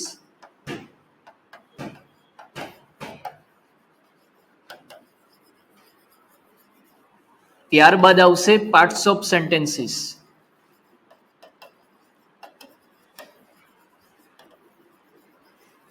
અને એના પછી આવશે પાર્ટ્સ ઓફ સબ્જેક્ટ. એની વચ્ચે વચ્ચે આપણે ઓર એક વસ્તુ ભણીશું જેને કહેવાશે નાઉન ક્લોઝ અને નાઉન ફ્રેઝ. આ બધું તમે ક્યાંય બુક્સમાં અમુકમાં તો નહીં આપ્યા હોય. આ આપણું ફેઝ 1 ક્લિયર થશે. ફેઝ 1 એટલે તમારું બેઝ, જે પાયાવાળા બધા લેક્ચર્સ કહીએ એ. અને એના પછી ભાઈ આપણે યુદ્ધ શરૂ કરીશું. અને પહેલું જ યુદ્ધ લડવાનું કોની જોડે? આર્ટિકલ્સ જોડે. આર્ટિકલ્સ પછી ચાલુ કરીશું ભાઈ પ્રોનાઉન ભણીશું. પ્રોનાઉન પછી આવી જશે વોઇસ, ટેન્સ વગર. હા, શેના વગર? ટેન્સ વગર. વોઇસ પછી બી આપણે ભણીશું કોઝલ વર્બ. કોઝલ વર્બ પછી આવશે ક્વેશ્ચન ટેગ. ક્વેશ્ચન ટેગ પછી આવશે ભાઈ ડિગ્રી. એ સાહેબ ટેન્સ ક્યાં? પછી આવશે ડાયરેક્ટ ઇનડાયરેક્ટ. હવા આપી દીધી આને કે આના વગર ઇંગ્લિશ આવડે જ નહીં. આપણે આટલું બધું પતાઈને પછી લાવીશું. ટેન્સીસ પછી બી આપણે ભણાવીશું પ્રિપોઝિશન. પછી આવશે કંજંક્શન. એના પછી આવશે મોડલ ઓક્સિલરી. જોડે ઓર એક ચેપ્ટર આવશે જેને કહીએ વર્બ એગ્રીમેન્ટ. બરાબર ને? પછી બીજા નાના અમથા જે બીજા નાના નાના ટોપિક હશે એ લઈશું. અને આ રીતના આપણે આખી બેચ ચાલશે. ગ્રામરનું બધી વસ્તુ આવી જશે તમારે. એટલે તમે એવી કોઈ ચિંતા ના કરતા કે સાહેબ આ ભણાવશે કે નહીં ભણાવે. બરાબર? આખું ગ્રામર કમ્પ્લીટલી આવી જશે. એટલે કોઈ ચિંતા ના કરતા. રેડી? ચલો તો નેક્સ્ટ મળીએ. આશા રાખીશ કે તમે લોકો રિવિઝન કરીને આવશો અને કંઈક સવાલ લઈને આવશો. બધાને બી એક એક્સરસાઇઝ આપું. શું? કોઈ સવાલ લઈને આવો. મારું નોલેજ વધે ને. એવો કોઈ અતડો સવાલ કોઈ લાવે છે મને કદાચ ના ખબર હોય, મેં ક્યારે જિંદગીમાં ના વિચાર્યું હોય, તો કદાચ તમને કંઈ વસ્તુ નથી આવડતી જ્યારે રિવિઝન કરો છો તો શું સવાલ લઈને આવજો. રેડી? યસ. એક મિત્રનો સવાલ છે અને આ બધાને બી સાચી સલાહ આપું ને આટલું કરી દેશો તો કામ થઈ જશે કે વોકેપ ક્યાંથી કરવું. એક જ મિનિટ કહી દો. આના માટે પૈસા ના સ્પેન્ડ કરતા.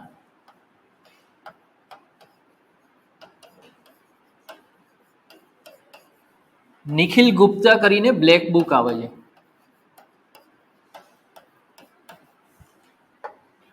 હવે સમજો આ બુક આટલી મોટી છે. અગેન કહું છું કે આપણે આટલે તો કરી જ નહીં શકવાના. તો નિખિલ ગુપ્તા કરીને બ્લેક બુક આવે છે. હા, તો કે આ જે બ્લેક બુક છે એની અંદર જોશો તો એ લોકોએ શું કરેલું છે કે વન વર્ડ હોય તો ફ્રીક્વન્ટલી જે વન વર્ડ સૌથી વધારે પૂછાયા હોય એવી 200-200ની લિસ્ટ આપી છે. બસ તમારા 200 જ તૈયાર કરવાના. અત્યાર સુધીની હિસ્ટ્રી રહી છે ગૌણ સેવા પંચાયત બોર્ડ કે જીપીએસસી 200ની બહાર નહીં ગઈ. આ બહુ સિમ્પલ સોનું આપી રહ્યો છું, બરાબર? કે નિખિલ ગુપ્તા કરીને બ્લેક બુક છે, એનામાં શરૂઆતમાં શું હોય, જેમ કે વન વર્ડ હોય તો વન વર્ડના 200 આપ્યા હોય, અને એમાં એ પણ બતાવ્યું હોય કે આ 50 વખત પૂછાયું છે, આ 20 વખત પૂછાયું છે, એવા નંબર લખીને આપે છે. ગુજરાતમાં કોઈ વોકેબ, બધી વોકેબની બુક બકવાસ છે, અને કદાચ કોઈ બનાવો તો બધા આની જ કોપી કરે, બરાબર? કે વોકેબ છે એની અંદર આવી રીતે વન વર્ડ હોય, પછી ઇડિયમ્સ હોય, સિનોનેમ હોય, એન્ટોનિમ હોય, તો તમારે હજાર નહીં કરવાને. તમારે શું કરવાનું, જે આગળ આપ્યું હોય કે આ પીવાય ક્યુ છે, પૂછાયેલા છે, બસ એટલા કરવાના. 1000 તો આમાં યાદ નહીં રહે, પણ 200 તો કરી શકીશું. તો બસ આ કરજો. રેડી? હા ભાઈ, એના માટે પરચેસ ના કરતા તમને ક્યાંય બી ગૂગલ પર કે એવું કંઈક લખશો તો ક્યાંક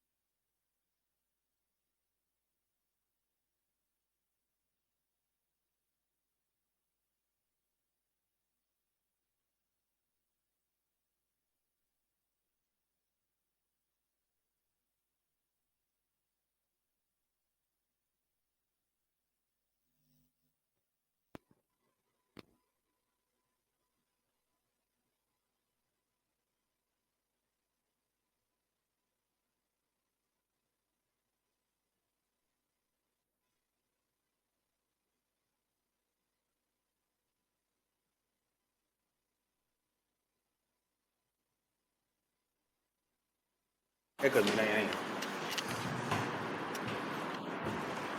ચાલુ કરું ને.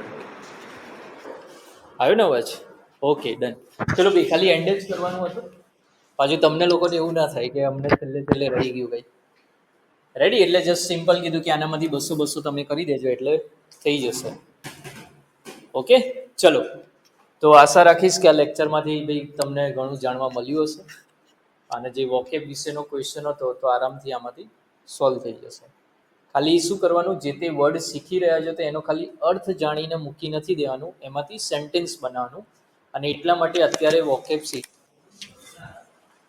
થોડા બધા લેક્ચર્સ થઈ જાય એટલે તમે એક સેન્ટેન્સ બનાવતા થઈ જાઓ ને, પછી કરજો, ત્યારે વોકેબ કામમાં આવશે. રેડી? ચલો તો મળીએ.